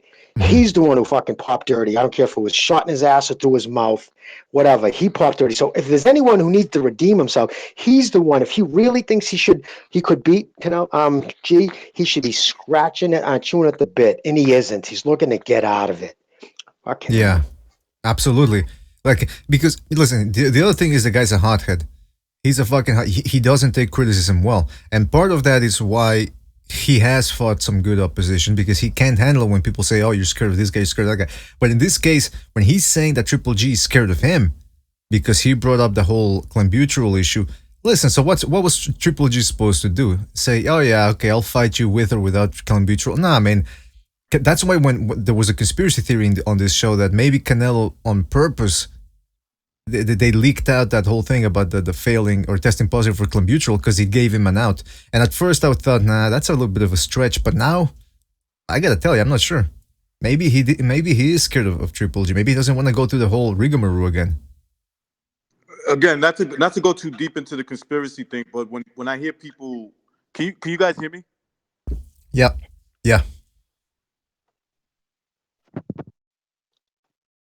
Oh, he dropped off.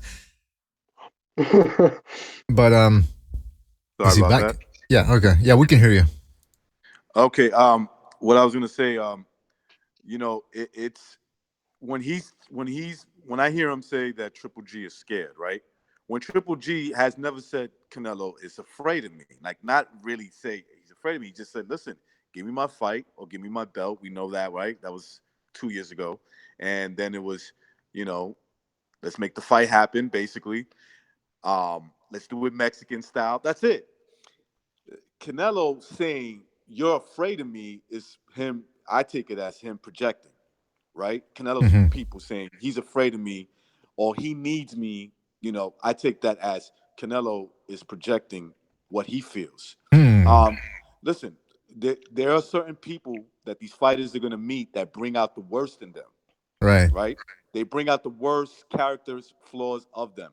I believe, in my opinion, Canelo was juiced to the max. Not saying that Golovkin wasn't, but I think that if Golovkin was doing anything, it was more tamed, where Canelo was doing it out of control.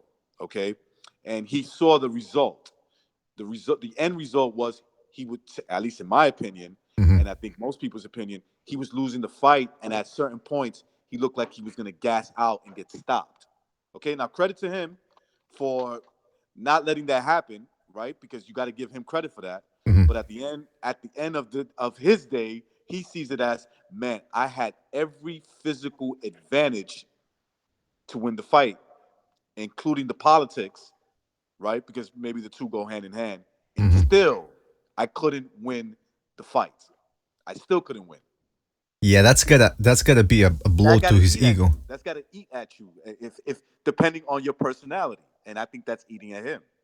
Exactly, because he probably thought going into the fight, all right, I'm just gonna, because you saw how he started. He started the fight pretty quickly. He probably thought, all right, this is gonna be another Liam Smith. He doesn't have good defense. He's just gonna stand in front of me with his hands up, and I'm gonna tee off on him. And you saw Golovkin very slippery. A lot of those shots were slipping over his elbows and over the top of his head, and Canelo couldn't get a clean shot as often as he wanted to. And then, like you said, he started getting tired, and he tried his best, and it wasn't enough. Like Triple G was on another gear when it came to activity, and Canelo couldn't keep up. I mean, he did, like you said, very well for himself, considering Golovkin stopped almost everybody he's fought, or at least dropped them. The fact that Canelo never hit the canvas has to be commended, but he didn't go in there just like with Daniel Jacobs with okay, I'm just going to survive. He really thought he was going to win. And like you said, with the advantages he had, he couldn't pull it off. So that must have been like a reality check for him that I don't think, maybe he hasn't gotten over it, like you said. If that was a 15-round fight, he wouldn't have survived. I think so too. I think, but again, look, the rules are the rules. They knew it was 12 rounds, so I'll give him. I'm gonna definitely give him credit for fighting a good fight. I thought he fought a good fight at moments. I thought he faded and he lost the fight. Now, maybe he's just not mature enough. Not giving him excuses, BDA, right? Maybe he's not mature enough to deal with, look, I was given every outside advantage to win, and I still couldn't put it off. Let me commend this guy and give him his props. Yeah, I think so. Yeah. Because again, and you probably know this from experience as well, there's guys out there that if you, as a tough guy or whatever, if you give credit to somebody, there's people out there that are afraid that doing so is a sign of weakness. Just giving props to somebody, that's a sign. Some guys can't do it. They will never give anybody props, ever. And usually that's insecurity. And I think Canelo's got a little bit of what it is. Because like you said, what type of person is going to take steroids or something to get an advantage in a competition? Like, I don't care if you're taking listen, I'm probably I'm looking into TRT in the future, even though Precise told me not to do it, but you never know. But hey, I'm not an athlete. I'm not competing against somebody else. But if you're in competition, boxing, especially combat sport, and you're taking that shit, it's because you don't think you can win without it. And that's what Canelo is probably, that's his mindset. Remember, this guy, he's a redhead in Mexico. That's like, that's a rarity. Yeah. So he was being called cheesehead and all that. So I'm pretty sure that fucked with his ego and the image he has of himself, his self-image. Órale, Holmes, he's Miklo. I told you. Well, Miklo was a fucking blonde guy, right? We're talking same thing, more or less. You got to prove more. I said, show me your fucking colors. That's actually a pretty good accent, man. Recognize the Matrix, the man of 1,000 voices. One of my many talents. Yeah, and you don't even work on that talent, do you? It's just like natural, talent that you got left over. Simón que sí. But you know what? Speaking of insecurities and all that, one of the things that I'm loving right now is the build up to Jeff Horn versus Terence Crawford. These guys are going back and forth on Instagram, and from what I'm reading on Boxing Scene, the trainers are getting into it as well. Jeff Horn's coach, apparently, he said, he just came out and said Crawford's trainer is not Bo Mac. I think that's what they call the guy. He says he's not Bo Mac, he's Big Mac. He's alluding to the fact that one of Crawford's entourage trainer or assistant trainer, I don't know, is this big old fat guy. I'm gonna put the picture up here. You see the guy on the far right, and I have noticed that's the type of guy that hangs around the gym all day, but never actually works out. He's just there holding the pads. So Jeff Horn now is making fun of the trainer, of Crawford's assistant trainer, or whatever. He made. Jeff Horn is turning into a fucking troll, man. I like this attitude. Exactly. I was gonna say the same thing. He's not coming in there thinking, oh, fucking Terence Crawford. He's a good counter puncher. He can switch hit. He might have good punching power. 147. He's thinking, I'm gonna go in there. I'm gonna get in his head, and I'm gonna fuck him up on the inside. Because this is a guy that Jeff Horn that went 12 rounds with Manny Pacquiao. Now, again, I don't want to get into the whole who won the fight thing, but suffice to say, he did a lot better than most people expected. He's got good inside game. He knows the dark cards on the inside when it comes to boxing. He's coming in confident, or at least that's the impression that I'm getting. And this fight, it's taking place not the next Saturday, the one after. And guys, I gotta tell you, I'm excited about that one. I don't know about you guys. Yeah, I'm excited to see. I think Crawford should win, and I wouldn't be surprised if Crawford stops him as well. But you never know, man. You never know. Like you said, he did have some good success on the inside with Pacquiao. I thought he lost the fight. I thought Horn definitely lost. But you're right. He made it an ugly fight. He was allowed to, he was cheating and all that. I don't think he'll be allowed to do that against Crawford. But, he could still make it an ugly fight where Crawford gets a little frustrated, and that makes for an interesting fight within itself, right? Mm-hmm. Because Horn does look like if you get frustrated, he knows how to take advantage of that. He knows how to take advantage of that moment, so I'm excited to see the fight happen and how it plays out. My mind goes for Crawford, but my heart is with Horn.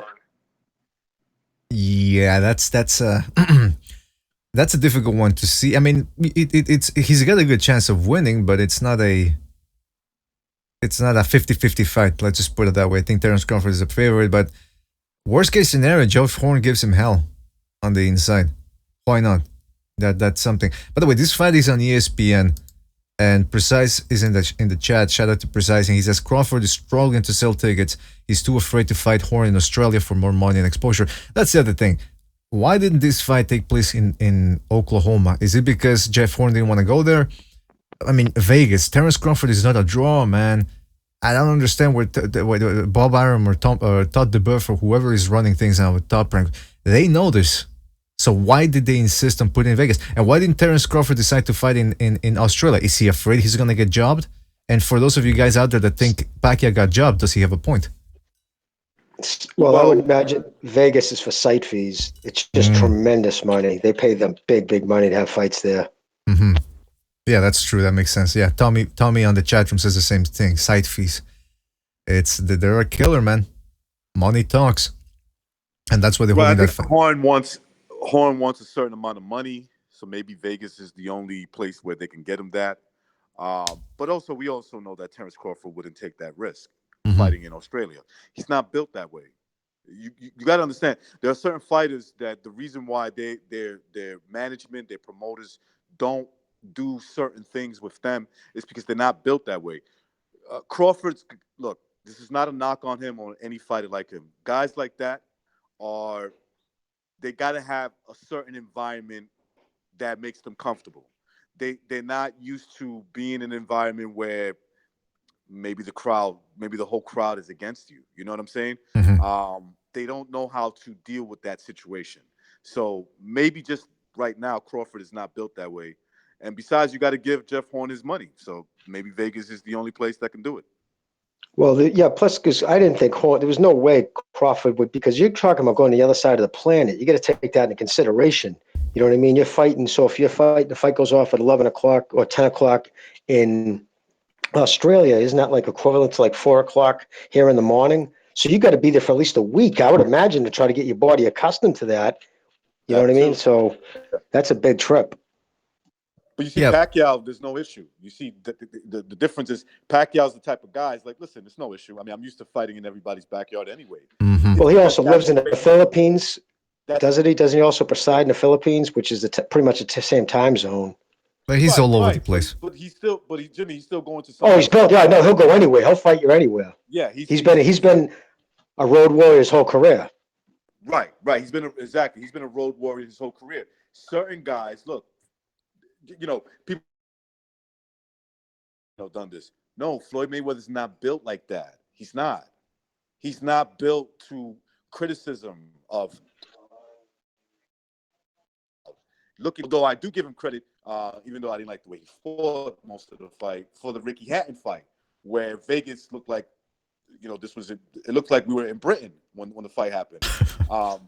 But these guys are not built that way. They're just not. There's a reason why they don't fight in different countries. It's because they can't deal with it. They cannot deal with fighting in somebody else's backyard, and maybe the politics are not exactly in your favor. It's just that they're not meant for that. So Crawford is not built for that. At least just maybe not now. You know what I'm saying? Yeah. Maybe there's some sort of a nationalistic thing going on, I mean, look, we are Americans. We have the best country in the world. We have the best boxing. So you should come here. I'm not going for you. Right. Mhm. There's That that might- too. You can use that in negotiations, basically. it's an interesting point you raised there, recognize, because if you're not gonna fight, that's why everybody respects a guy like Errol Spence, because he said, all right, you want me to fight in England, I'll go to England, and I'll stop you over there. And it was a risk that ended up paying dividends for him. Everybody respects Spence. All these other guys playing it safe. Then again, that's part of boxing, right? That's the downturn of boxing, or the downside, I should say, is that there's this perception that if you lose one fight, it's over. You suck. So nobody wants to risk going someplace else, You see, like going back to Spence, right? Now, look, I do think that there was some, at least to me, there was certain aspects of making that fight that made it more appealing to a guy like Spence. That's just my opinion, right? You got Brook, who lost the fight in his last fight. He's cutting down weight. He's coming back down in weight, and so maybe he's not the same fighter. But Spence still had to perform and do his job, because if he doesn't, there's always that good chance he can lose the fight on the scorecards, right? Or you still got to Spence still had to go in there and perform in front of a crowd that was not going to be in his favor. So you got to commend him for that. Shows me that at least when it comes to Spence, he's the one American boy that I could say, yeah, he could do that. He can go to somebody's backyard and win, because he's done it. Mm-hmm. Exactly. I don't understand. Listen, we talked about this a couple of episodes ago, where I asked the question: is fighting away really that detrimental? I mean, does the crowd really affect people? And I think it does to a certain extent. But at the end of the day, every boxer will tell you, when you get in that ring, you zone out. It's just you, your opponent, and your coach's voice, the voice of your coach, trainer, whatever. You don't hear the crowd really. All that, everything becomes a vortex of just a melange of sound, and you hear your corner's voice, and you concentrate on the other guy, and that's it. So I don't know. I don't know how valid that is about. Oh, if I fight abroad, I'm at a disadvantage. Especially if you get where it's a disadvantage. Like you said, fighters for the most part, until they become very relaxed, and then you tend to listen, hear people better. But who is listening, unfortunately, the judges. So when the hometown boy throws a punch, or the favorite guy, and the whole crowd goes, oh, and screams and reacts to every little thing, it gets to the judges after a while. Definitely know what got to fucking, what's her name? I don't even like saying her name, but she even said she might have been swayed by the crowd. Did she? You know what I mean? Just some people get swayed. They just hard to not keep that emotion. If you hear the crowd scream for every punch, and then when the other guy who's not the hometown guy hits just as good, and the crowd's quiet, So I think they should have earplugs in. I don't think you should be able to hear the noise, or headphones or something. That's not a bad idea, man. Or I think somebody else suggested this. I forget who it was. Put them in a room in the arena or even outside, and just let them watch via closed circuit, a monitor, no sound, no nothing, and they have to decide based on that. Because being close to the ring, all right, some people say, oh, being live is better. Actually, it's not better because they have one vantage point. Meanwhile, if they're watching the fight via monitor, they could get a clearer picture of what's going on. So I would advocate for that. Put them in a room somewhere, but not in the actual fucking next to the ring, and let them watch them. I'll give you an example. BDA, Canelo. Let's say Canelo for example. Do you think Canelo or his people, De La Hoya, Golden Boy, will ever entertain the idea of fighting Golovkin, let's say in Germany? No. Why do you believe that the answer is no? Well, personally, because I think they think that if they go in Germany or some European country that's close to guys, they're going to be at a disadvantage. Okay, even though it comes down to the ring, right? Right. So it's a mental thing. They know their fighter. They know that their fighter is not built that way. That's what it is. Mm-hmm. They know that Canelo is not built to overcome, even if the politics are not their way or they're going to be at a disadvantage, right? They know that their fighter cannot overcome that.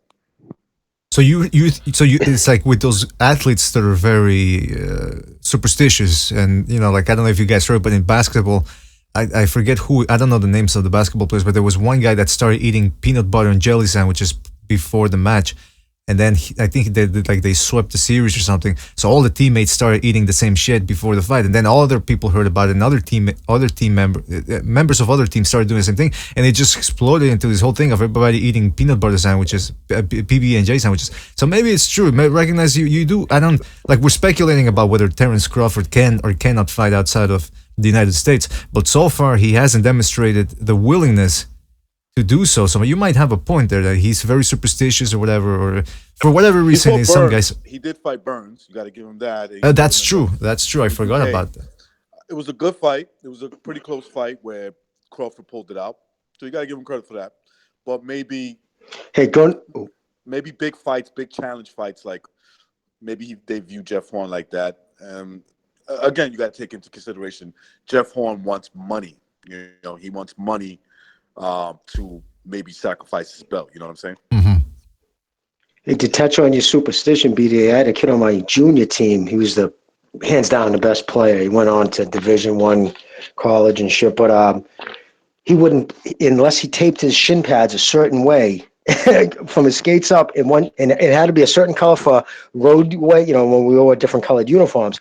And one time he didn't have the color tape he needed. The assistant coach flew up to the fucking sports authority during the first period and got him the right color tape. He was playing like junk. It was so in his mind. Oh, fuck. And he kept playing. Every time he got to the bench, fucking this tape. I swear to God, I was stunned. I'm like, wow, dude, you're gone. But until he changed the thing and he scored like 3 goals. It was crazy.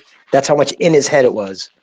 That's actually very, very interesting, man. It's interesting how, well, it's mind frame, right? It's your frame of mind. Like, it's if you step into the ring and you're thinking about what the other guy does well, as opposed to thinking about what you do well, you're already lost. And it's the same thing. This guy that you're talking about with the tape, he wasn't thinking about, he wasn't in the right mind frame. Instead of saying, okay, I'm going to do this, I'm going to do that, he's thinking already from a point of view of being in a disadvantage. Like, I don't have my tape, I can't play without the tape, so I suck. And you know what? He was coughing the puck up, dude. He was horrible. You're right. He was coughing the puck up off sides. And he kept coming to the bench, and he just kept blaming it. Finally, that's when the assistant coach flew up and got some tape. And I couldn't believe it. And he played well. So really, when that really cemented right there, and that's amateur level, junior hockey. That's not pros. But I'm sure he carried that right up to whatever level hockey took him. I'm sure that never changed. Exactly. And this guy's even Toronto Maple Leafs? If you step on their logo, nobody even visiting the locker room can step on the logo, and if somebody did, I guess a reporter did or something, and they had it ripped up and put a new one in. Team freaked out on them. Yeah, that's ADD. So it's even a mindset. Yeah, that's OCD right there, man. But it's interesting because if you tell yourself you suck, even if you think you're joking or whatever, your subconscious doesn't know the difference between a joke and reality. So if you tell yourself, or if you think to yourself that you suck, part of you, your subconscious is going to believe it, and it's going to show in your performances. So always tell yourself, you know, I guess you could call it a lie, but do, you know, whatever you want to call it, lie to yourself. Fake it till you make it is what they say. So look at yourself in the mirror every morning and say, you're the best. Or, you know, I'm the best. I'm the best. I can't be beat. I can't be stopped. And let me tell That's you what something. I do every day, BDA. I look at myself. You know what I always say when I look in the mirror? I say, who's better looking than that guy? And what's the answer? Myself. No, yes. Myself, me. But that's what I'm saying. No, but it's obviously we're kidding around, but it's true, man. I mean, you gotta fake it till you make it, man. You can't go around, because if you're going around thinking, going through life from a vantage point that you're at a disadvantage, that's how you're gonna react. You know, it's like a guy in boxing that he's always letting the other guy get off first, and that's what happens in life. Fighting is so mental, man. I remember. Look, I can remember when maybe everybody here can remember this. If you got into a fight, you know, you were about to fight some guy, and everybody's telling you, "Yo, you're gonna fight this guy. That guy can fight. He's gonna beat you." There's some guys that fall fear to that. They're like, "Oh shit, maybe he will." Mm-hmm. I've always been the type of person that was like, "Fuck him. He's human like me. Let's see when I drop one on his nose, or his and hit him with a good shot. Let's see how he takes it." So boxing is a very, it's a very mental thing. Some guys got it, the mental part. Some guys don't. You know, some guys have the mental part, just don't have the skill set. Some guys have the skill set, just don't have the mental part. Some guys have both. You know, mm-hmm. they're able to know how to work both things. That's a very fucking good point, man. Some people have it, some don't. It's like it's a very fine line, man, because I've heard some people say you gotta be tough with your fighters. You can't bullshit them, which I agree. But then some people have the mentality of win at all costs, like with Andre Ward, for example, Bernard Hopkins, who we've talked about before. These guys were willing to do it all just to get the win, whether it was a dirty tactic or not. And they look at it from the point of view that, hey, winning is everything. Because if you tell them, I'm more from the school of, you tell your fighters, do your best. That way you don't put any undue pressure on them. Because if you really gave 100% of everything obviously everything you had, there's really no shame. You know, you gave it your all. But okay, let's say you gave it your all and that wasn't enough, and then you cheat to win. What did you really prove? You know what I mean? It's like, you're not the better man. You're just the guy that's willing to go as low as possible to pull out the win. So I guess there's two schools of thought, and some people might admire more the winner takes all mentality, or the winning is the most important thing. But I don't know what you guys think about that. Well, I can tell you, from the trainer's point of view, a lot of it has to do with the relationship you have with the fighter. Is the fighter honest with you? Because remember, you're going by what he's telling you a lot of the things. And if the fighter's not 100% comfortable and honest, I mean, if he's whispering in your ear, yeah, this kid's hurting me, you know what I mean? Mm-hmm. Some fighters are just too ego to even be honest with their trainer. So they don't, so that's why it's a very important relationship of all, coaches and players as far as sports go. Yeah, above all, be honest. And it's interesting. I forget what we were talking about before. We were talking about. Jimmy, you mentioned Mickey Ward and how he loved sparring, and some people don't. I mean, some people don't want to. Like, I knew a guy who was offered a contract to go pro. He was fucking good. He's still very good. He didn't take it. He said, I thought about it, and I said, you know what? I don't want to live that lifestyle. It's not for me. Now, some people might say, oh, he was scared, whatever, but it's not for everybody. You know, it's not everybody. Some people can't live without boxing. Some people can't live a life of being a boxer. Some people can't imagine not jumping out of a plane or climbing a mountain. You know, recently a guy climbing Mount Everest died. Every fucking year it seems like somebody dies trying to climb Mount Everest. Even though other people have done it, there's nothing really all that special about climbing Mount Everest, other than it's incredibly hard. But people keep doing it. Why? The challenge.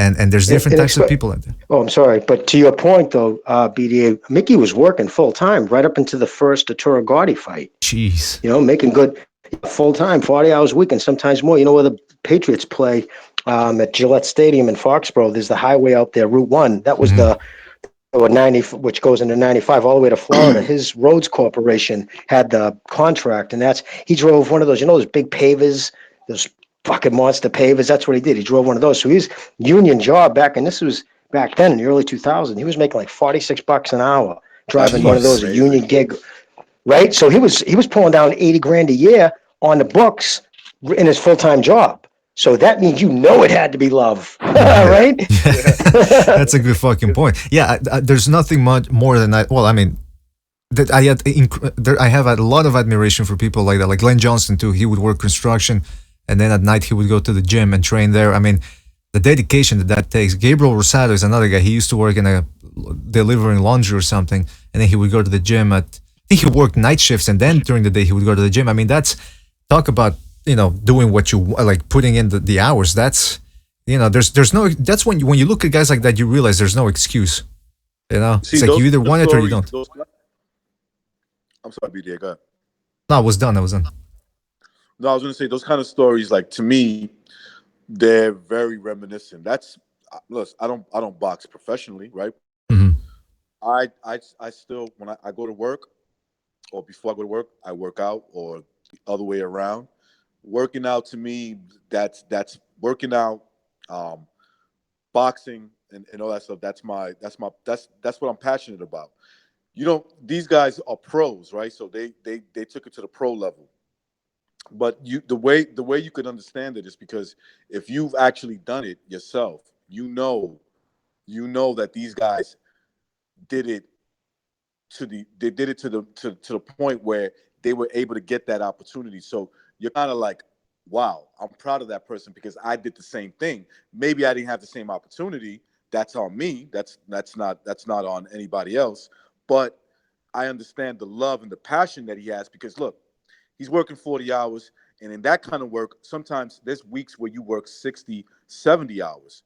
For him to be still hitting the gyms and still sharp enough to go in there and win big fights and get a big money fight with Arturo Gatti, that tells me that he really loved boxing, really loved it, regardless of, he made no excuses, regardless of the work he was doing. And that could be a stressful job. That could be a very stressful job. And for him to still have that kind of dedication, just In the shows heat, you that like, there's stories and you're where guys 100% right. can make it.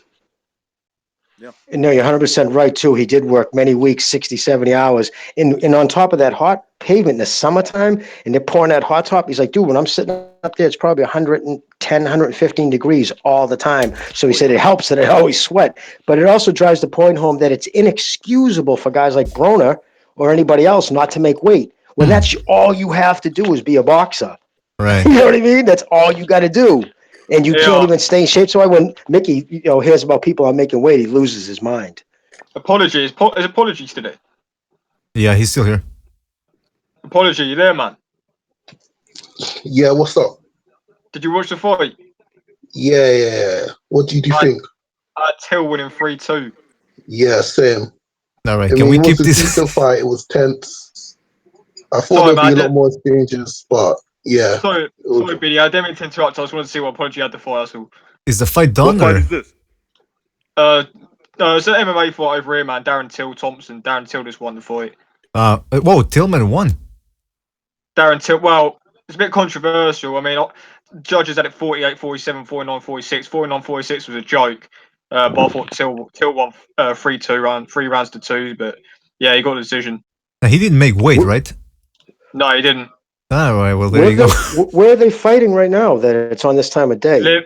Liverpool, over here, Liverpool. Is that wonderful? I mean, it's quite early. I early. like MMA too. I watch it.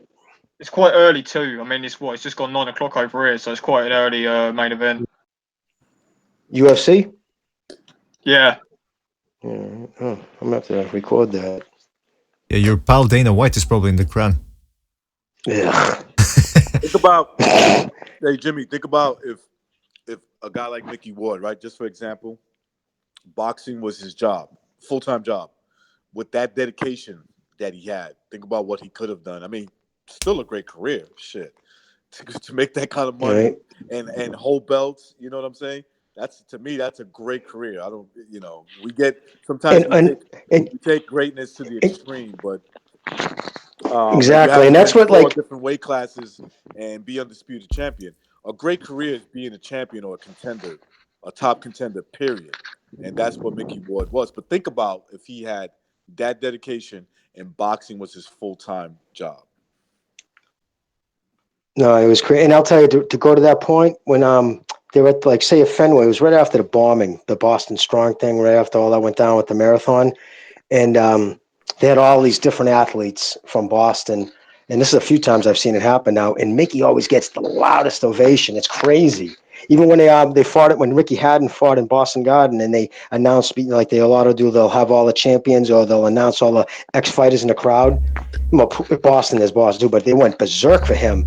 And like you said, I never was. No, it was just because fans relate to him for that reason, because he was just a fighter. That's all it was. Like, listen, I'm nothing special, but what everybody can respect. He's not much better than probably any of us would be. It's his heart. It's like, fuck, because he was always losing every fight. You know what I mean? Even the fights before that, before they got, he fight those 3, like he won Fighter of the Year 3 years in a row, or 2 years, 3 out of 4, something like that, because he would always fucking come back. You just couldn't put the guy down. He wouldn't stop. And I think that's why people relate with him. You know what I mean? Because it's nothing overly special. It's just his heart. Although he's one of the best body punchers ever, I think. Hell yeah.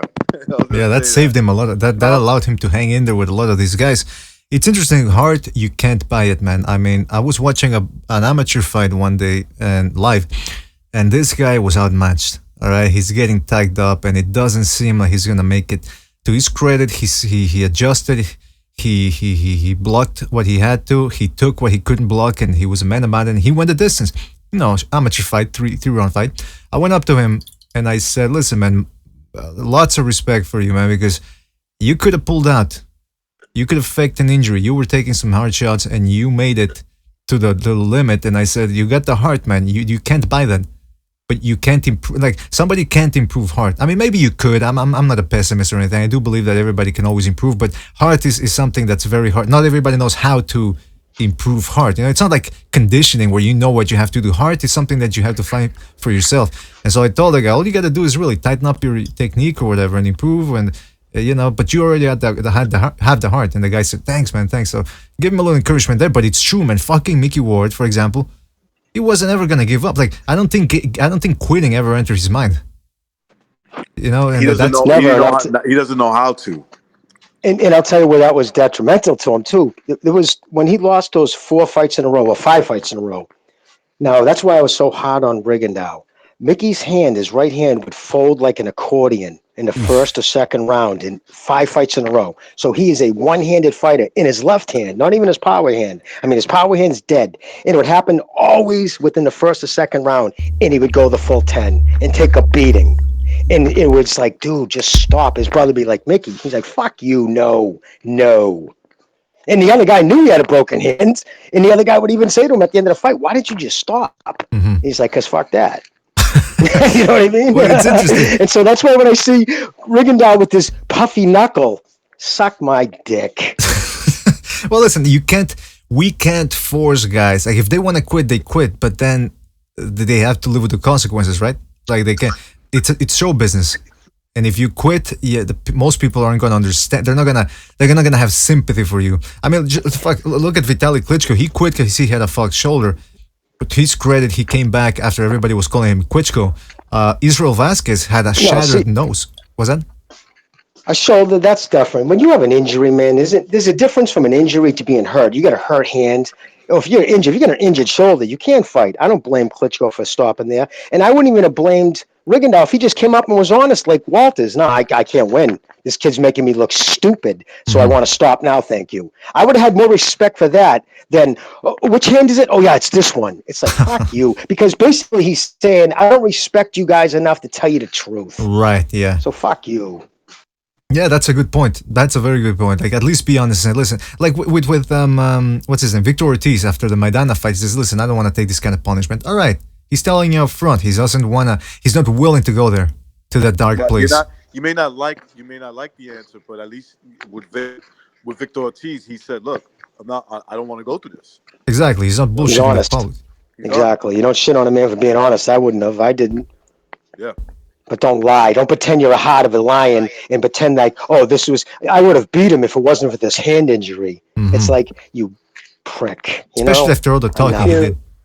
If you watched Galata versus Tyson fight and the aftermath, everybody was throwing, everything at Galata as he walked out of the ring. But What people didn't realize is that he broke his vertebrae in his neck. I think his jaw was fractured. So I mean, for quitting, I mean, come on, that's bullshit. Some people are just hot-headed. Pavel, you're from Poland, right? Yeah. Um, is it maybe you know, maybe you don't? Didn't Galata seem like there was something bad going on in his outside life? I always got that Look, impression that there was yeah, something bad. look. Some people say that he was, a bit mental. His psyche wasn't there in the right place. Some people said that uh, he was a part of the entourage of the Polish mafia. So maybe he got paid off, but who knows really? You see, that's when you just said that. That's what I was thinking. He Yeah, always displayed a man who there was a certain level of fear, not in the ring. It may have translated to the ring, but there was something outside of it that was driving that. That's the impression that I got from him because he had pretty good fucking boxing skills, man. I Hmm. mean, he he he de- he had like. definitely did. You know what? I remember it was during a broadcast of a relatively, unknown up and coming fight for Galata, as he rose up to the top. Um, I heard Larry Merchant saying that out of every heavyweight guys in the game right now, I rate Galata's jab as the best, better than Lewis's or Bo's. Yeah. So I mean, I really like the dude's style, and you know what? It's especially strange to me when he was beating the shit out of Riddick Bowe, right? But suddenly he just punched him in the nuts out of the blue. I don't know what was going on. It was a Pavel, he mental. was beating him. I was at that fight live when it happened. Seriously, Yeah, it was at the Garden and it was on a Thursday. That fight happened on a Thursday. yeah, I remember going to that fight and saying this was before the low blows even took place. I remember saying Galata is outboxing this dude with his jab easily. It's not yeah, even it's not even it's it, every he can't Bo couldn't stop the jab and Galata was setting everything up from the jab. He had him going and it was just strange that he was low blowing him. And you know something? I didn't even know he was low blowing him. It yeah. wasn't until I got home. It wasn't until I got home a couple of days later. and God. and uh and found out that it was because of low blows. Wait, were you Hey, there? Pavel, can I ask? Oh, Go I was ahead. going to ask Pavel a question real quick. Is powerlifting still big in Poland? Because back in the day when I was in the bodybuilding pretty big, it was Poland was always the strongest dudes every year. Used to crush it in the strongman competitions. That was their thing. Is it still big over in You Poland? mean the guy who was always like, you have strongman, so you have guys who are big and strong, but they're also fat. But we had the guy who is a low level MMA competitor right now, but during the strongman competition, he always looked ripped as fuck, and that was like the unique thing. And his name was Mariusz Pudzianowski. So Yep, that's him. Yep. yeah, so yeah, the dude was a beast, you know, and yeah, he's pretty famous in Poland. He's like a celebrity over there. So yeah, Thanks, brother. I was just curious. no, no Goddamn worries. power lifters, man. It's not a world without injuries. They say as you get older, it's a lot harder to power lift. Is that because of all the pressure it puts on the joints, or can you still do that? But with Well, low Yeah. all your weights. best power lifters are in your late 30s, early 40s. All the winners usually. With bodybuilding too. If you look at the reigns, Lee Haney, the guy from England, who's great. They're always 38 to 44 because your body doesn't mature muscular wise, doesn't get that dense. You can have vasculinity, and but you don't get that dense muscle until your late 30s. Mhm. So a lot of powerlifters too, not until the late 30s, but that's That's usually when it true. peaks. That's true, Yeah, Jimmy. I remember being my strongest in my early to mid 30s. That's where I was at my strongest. I think I benched one time 400 pounds. Like that's the most I Wow, ever benched. Yeah. that's a lot, dude. That's well over the average of most guys. That's big weight. Yeah, your joints can't take it when you get older. It just starts getting to your joints. Hmm. Take the Yeah, punishment I after all the remember. years. I remember, and that's correct. I remember I was learning. I was learning kinesiology, sports science, and the best sources for that were early '90s, late '80s Russian guidebooks for Russian Olympic weightlifting and their methodologies of training, because they train for power only. And it's like they did a study that they gathered all the guys from different age groups and all that, and the peak moment of their careers was when they were around 33, 34 years old. So yeah. That's so true, man. That is so fucking true. I noticed. Of course, everybody's different. I noticed the decrease in power for me was, I'm gonna say, 42. I'm 45, so I started noticing 3 years. 3 years ago was when the power just a little bit, a slight, a slight decrease in power. You could take Yeah. hormone. There's over-the-counter home stuff to account of that. But even at it's I don't know. I think New York it's actually legal. It's expensive, but you can get HGH Yep. shots, weekly HGH shots. It'll counter that. That's why Yeah. Sylvester Stallone looks the way he does. Yeah. I've thought about it, but I've never done it, man. So I don't even like. Well, as long I'm as more afraid to do it. It's no. It's no. There's no Well, if you do it, judgment value. brother, if you do it, make sure you go see a doctor first and get a workup because whatever's hidden, say you have a tumor, God forbid, hidden somewhere in your body that's going to take 6 years before it makes Right. effects. If you take HGH, that tumor, along with everything else, is going to grow. So Yeah. it's always, if I Yeah. always tell people to make sure you get blood workup first. That's all, Blood so you know what I workup, mean? yeah, and go to physiotherapy because you don't want to start off on bad fundamentals, right? Yeah. No, Because when you exactly. have an imbalance in, I don't know, scoliosis or some shit, I mean, no amount of shoulder press will do better for that if you don't go through the prehab first. It's just gonna get worse. And you'll always be able to tell guys who've been on HGH for a long time, like you can see it in the bodybuilders, from just even now Schwarzenegger. Look at his smile from when he was 20 to the time he was 35. And Yeah.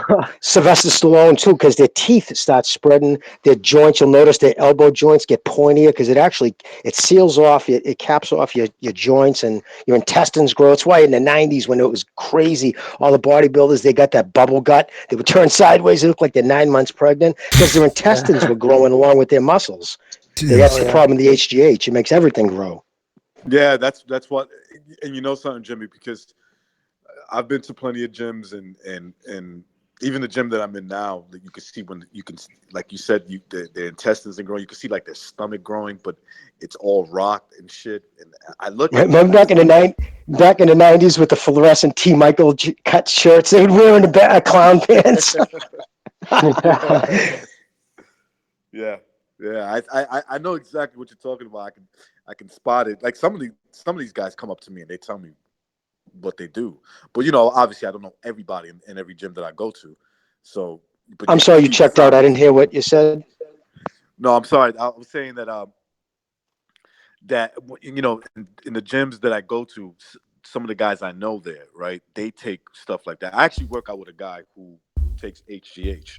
He actually takes it, and he's pretty. He's become like a good workout partner. You know what I'm saying? Somebody I talk to, and we plan when to meet up to go work out. But he's taking it, and he told me one of the signs is like the Canelo stomach. Hmm. Yeah, I don't know if you guys like that's he's like, yeah, that's and he didn't say Canelo. He was pointing to guys at the gym, and he was even pointing at his stomach. He was like, "Look at my stomach." You What, the he's like, injection marks? Is that what you're talking about? Look, Or the he wasn't swelling? pointing to the injection marks. What he was pointing towards was okay. He was using for me, for example. He's like, look, you Mm-hmm. see how your stomach is. He was saying my stomach is flat and got boxes.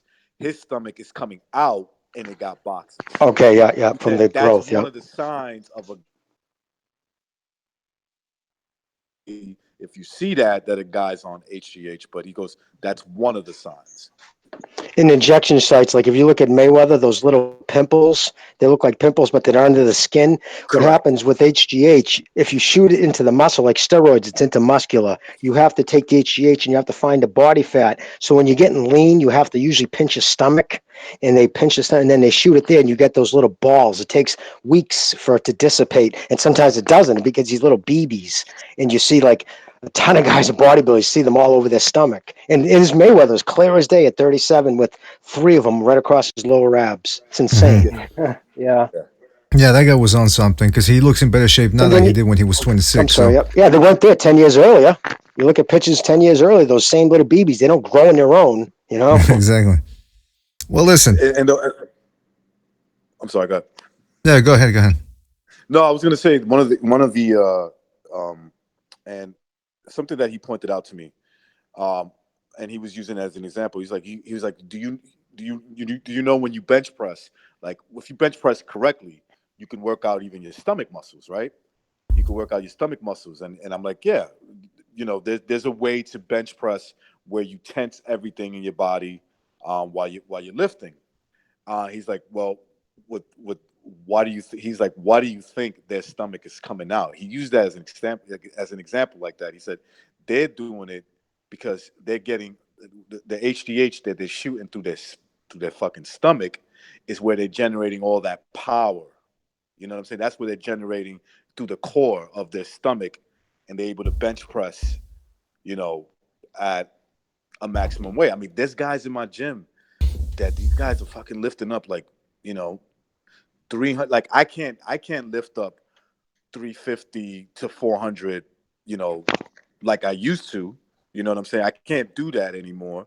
But these guys are doing it like to do reps, not 350, but like I seen a guy in there lifting 300 pounds to do reps, like 10 this one, 5 on the other one, and I'm like, he was like, yeah, he goes, that's from HGH, bro. Yeah. You know what? You know what, guys? In terms of core strength, I'll tell you something. I used to go to gymnastic classes in the past. I wasn't training like competitively, but I was hanging out sometimes with the competitors. And we went to the gym, like, normal gym, to lift some weights. And it was that wasn't like a normal, it was a powerlifting gym. So you had those proper coaches, proper instructors, right? How to deadlift, squat, and bench. And those gymnastics guys, they that they train their core every single workout, right? Mhm. So they've been given a couple of minutes of instructions of how to do a deadlift, right? They did a warm up, and one guy, like he was 5'9", and he weighs like 150 pounds. So he did a deadlift like 3 times his body weight right off the bat. The fuck? Yeah, that's impressive right Yeah, there. Very yeah. impressive. Well, that It's like is no squats. If you want to work the most muscle, the number one exercise for working the most muscle groups at one time is squat. Second Mhm. is deadlift, and third is flat bench press. Yeah, Exactly. that's right. yeah, if you're doing squats, deadlifts, bench press, or over the what do they call it? Over the shoulder press, where you lift Shoulder things. press, yeah. Shoulder press. Yeah, Shoulder you're press. working the core because you Like a got to clean work the jerk and stable. press, you mean like the power lifters from the floor to your midsection to above your head? That's a clean jerk and press. That's a power lift or Olympic style. But yeah, that's hard. Yeah, because you got to stabilize, right?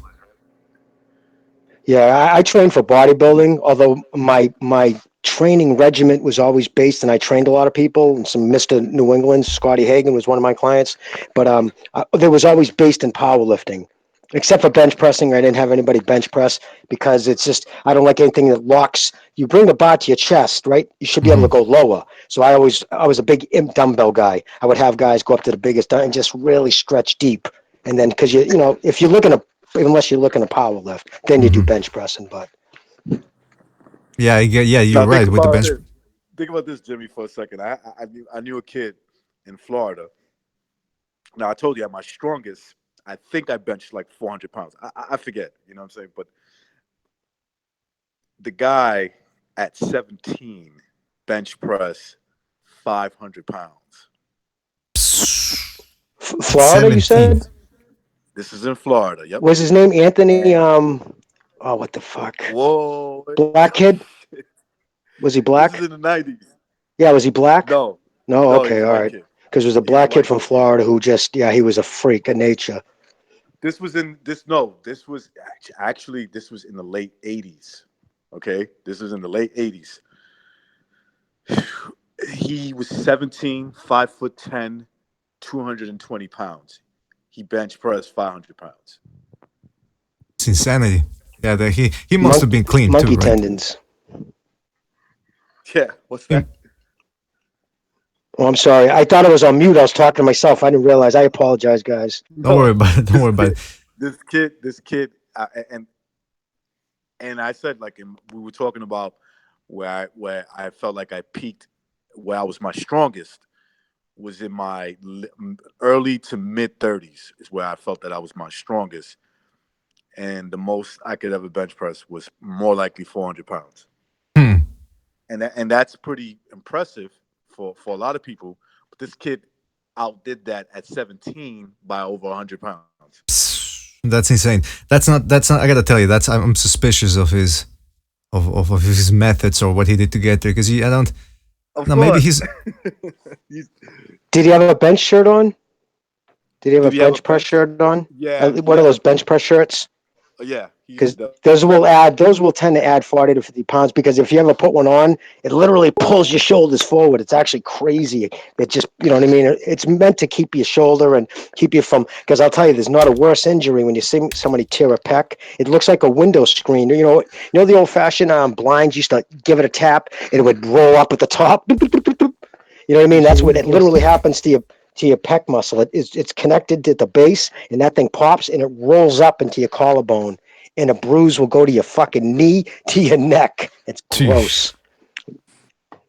I yesterday watched a injury compilation video on YouTube, and I was pretty disgusted by it. But when it came to a point where there was a video with a woman using a leg press, and she hyperextended her knee to the point that it came on and inwards right back.